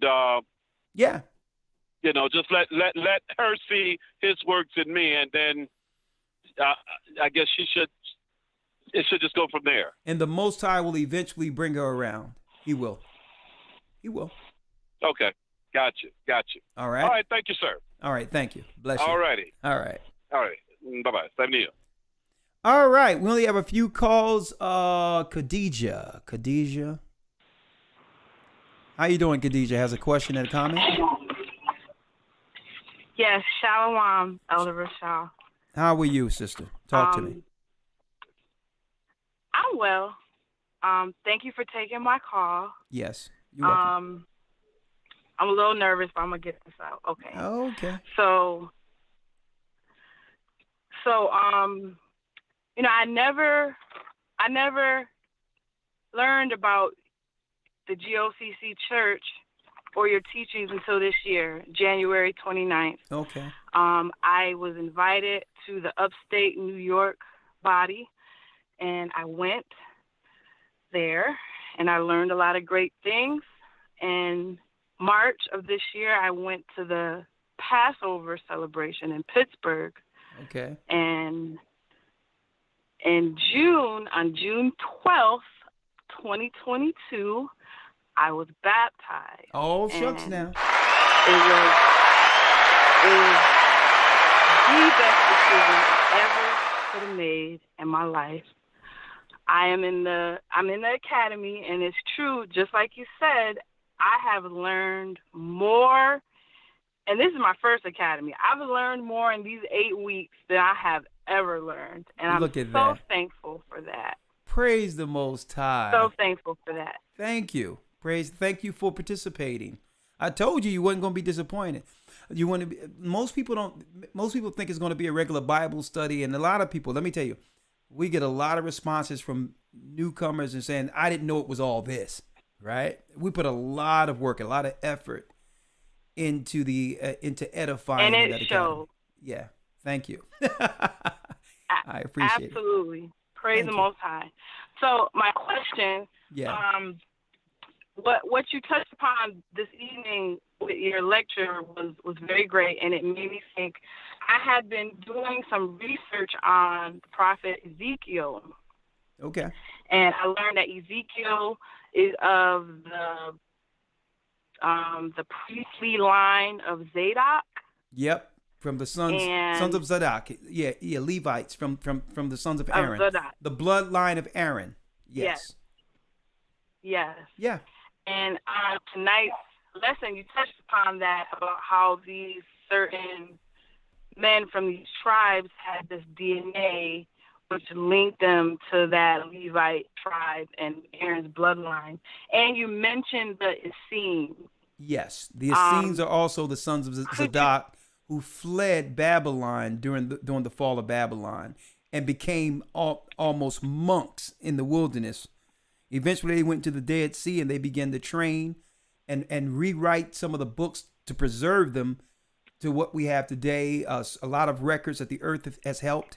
But yeah, they were Levites. They were the sons of Zadok also, sons of Zadok, until the Romans came after them in 70 AD. But up until then, they lived in a convent almost in the hills, rewriting and really scribing the word to be protected for the last days. Yeah. But if you're in the academy, you'll get more of that information in the history as we go. So if you stick in there, you'll get it. Right? Okay, I will. Thank you so much for that. That's amazing. I have been wondering about these more deeper questions and about who the Essenes are. I've been aware of this group, of this sect, for quite a long time, and just for you touching upon it, because you mentioned them before, but briefly, but now I'm getting more in depth. But be careful, knowledge about it. Be careful out there, because there's a lot of plagiarism using the word Essenes, using them to bring in a lot of psychedelic type of ideology, weed smoking.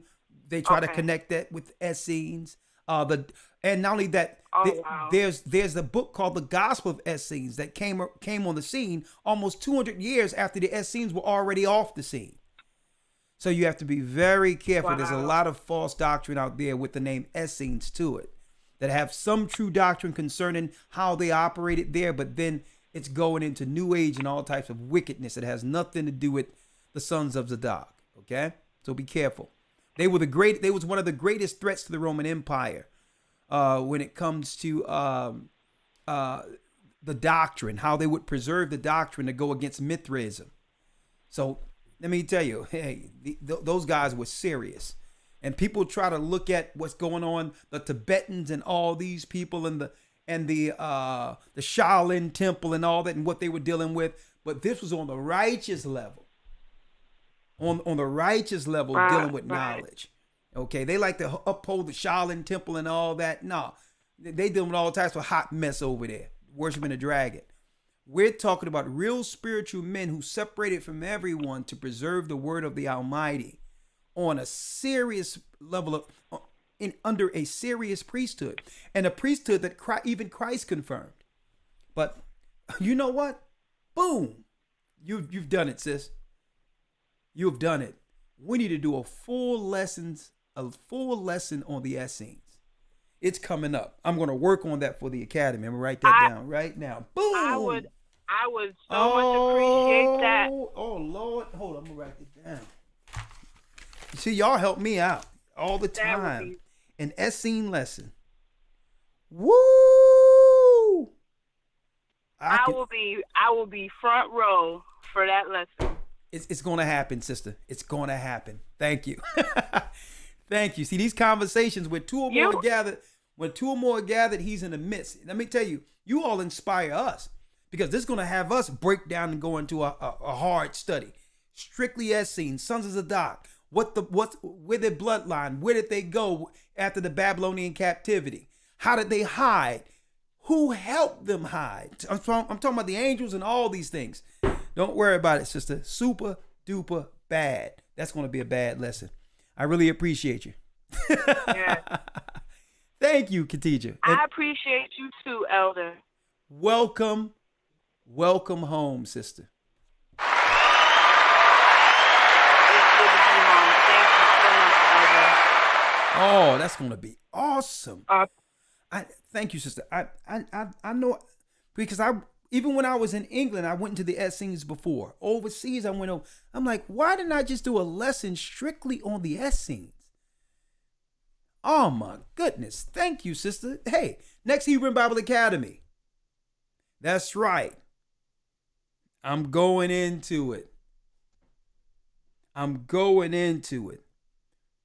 The Essenes, the sons of Zadok, a royal priesthood. Boom. It's going to happen. I'm excited about that right now. All right, Sunshine, you got 2 minutes, because I got to call this sister about that jelly. Shalom. Come on, hit it. Hi, shalom. Okay. Hi, Elder. Oh, okay. Cut your notes in half. Okay. Okay, so for years you've spoken about about the DNA and personal information collection being used as weaponry against specific groups. And now with their lesser magic, they're indeed admitting their plans that we are now experiencing real time, and people are dropping like flies, either from the new targeted medical imposition or from time-release ailments of the past, all to break us down physically and mentally in health and strength. All the populations, and especially, what they call the herded goyim of the world, who they think is Israel. And we now see also the deep deception and farce that they have created to fool and rule the whole world, but they are in their pride deceived, all of them. Now they feel that they're untouchable, and because they're able to collect diverse samples, for their faulty part ahead, the world has shown, the conspirators in these last 2 years that they're groomed, that we're groomed, that we're primed, and the droves of souls are ripe for the picking, and all that they have to do, that they're setting their minds to do, they feel that they have thus far accomplished, and they'll continue to accomplish. And we know that it's inevitable, their pride coming before their fall, and even in their kamikaze mindset, because for them, their fallen that they worship, they know that they have a short time. So even though they roar as lions, they are on a fool's journey. And we know that the remnant men of Israel, we know that no weapons formed against them shall prosper, whether it's biological or otherwise. And so the Most High's chosen will withstand the tide, in the test of time.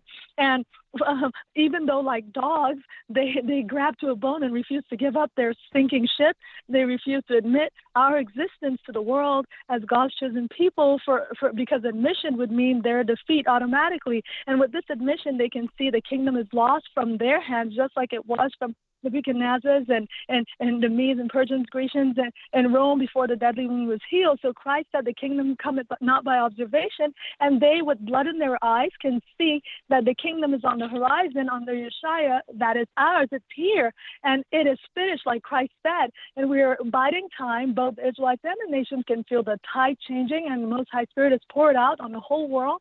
And how wonderful it is in this time, like the sister was saying, that the prophets had longed to see, and we are grateful for this blessed state. For in the midst of our poor estate and unyielding tribulation, thou art rich, is what Christ said. And all those that tramped us on their feet through Christ see just how rich, and will see just how rich we are, and always have been, though chastened but never forsaken, because we are the children of Israel and the children of Ahia, the one and only true God that we fear. And that's all I wanted to say, Elder. Praise the Most High. Thank the Most High. Praise the Most High. They're telling the truth out there. Praise there. Go ahead, talk to him, sunshine. There it is. Screaming, yeah. Oh, yeah, she's right. And I thank the Most High that no weapons formed against us shall prosper. We hate their science, and the Most High is going to thrust them into hell. With that, I'm Elder Rawchaa, the Gatherer of Christ Church. She got me sitting there laughing. May the Most High be with you. Stay prayed up. Sin not. We will soon see Israel. We are the children of Israel. We're God's chosen people. We were lost, but now we're found. Okay? And we're back. See you on Patreon this Friday. Shalom. The Most High is calling back Israel. Yeah. Oh. The East is where we're from. The 12 tribes of Israel. 721 BC. The Assyrian king, he took us down, we fell. With a great escape we went through the Euphrates. The Lord held the water still. To a land where no mankind dwelt, we went. The 12 tribes of Israel. That's who we be. Manasseh, the Cubans, Ephraim from Puerto Rico, Naphtali from the Isles of Hawaii. The Lord is calling back Israel. Zebulun from Panama, Gad, the North American Indians, Simeon, the Dominicans. Our highest gathering Israel.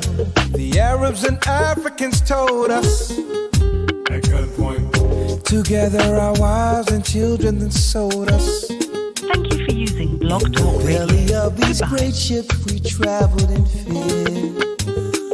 By the rivers of Babylon we found our brothers here. Together us in Colombia, Reuben from Australia, Issachar, the Mexicans, Ohio's gathering Israel, Judah, the Negroes, Benjamin, the West Indians, Levi, the Haitians, Ohio's gathering Israel.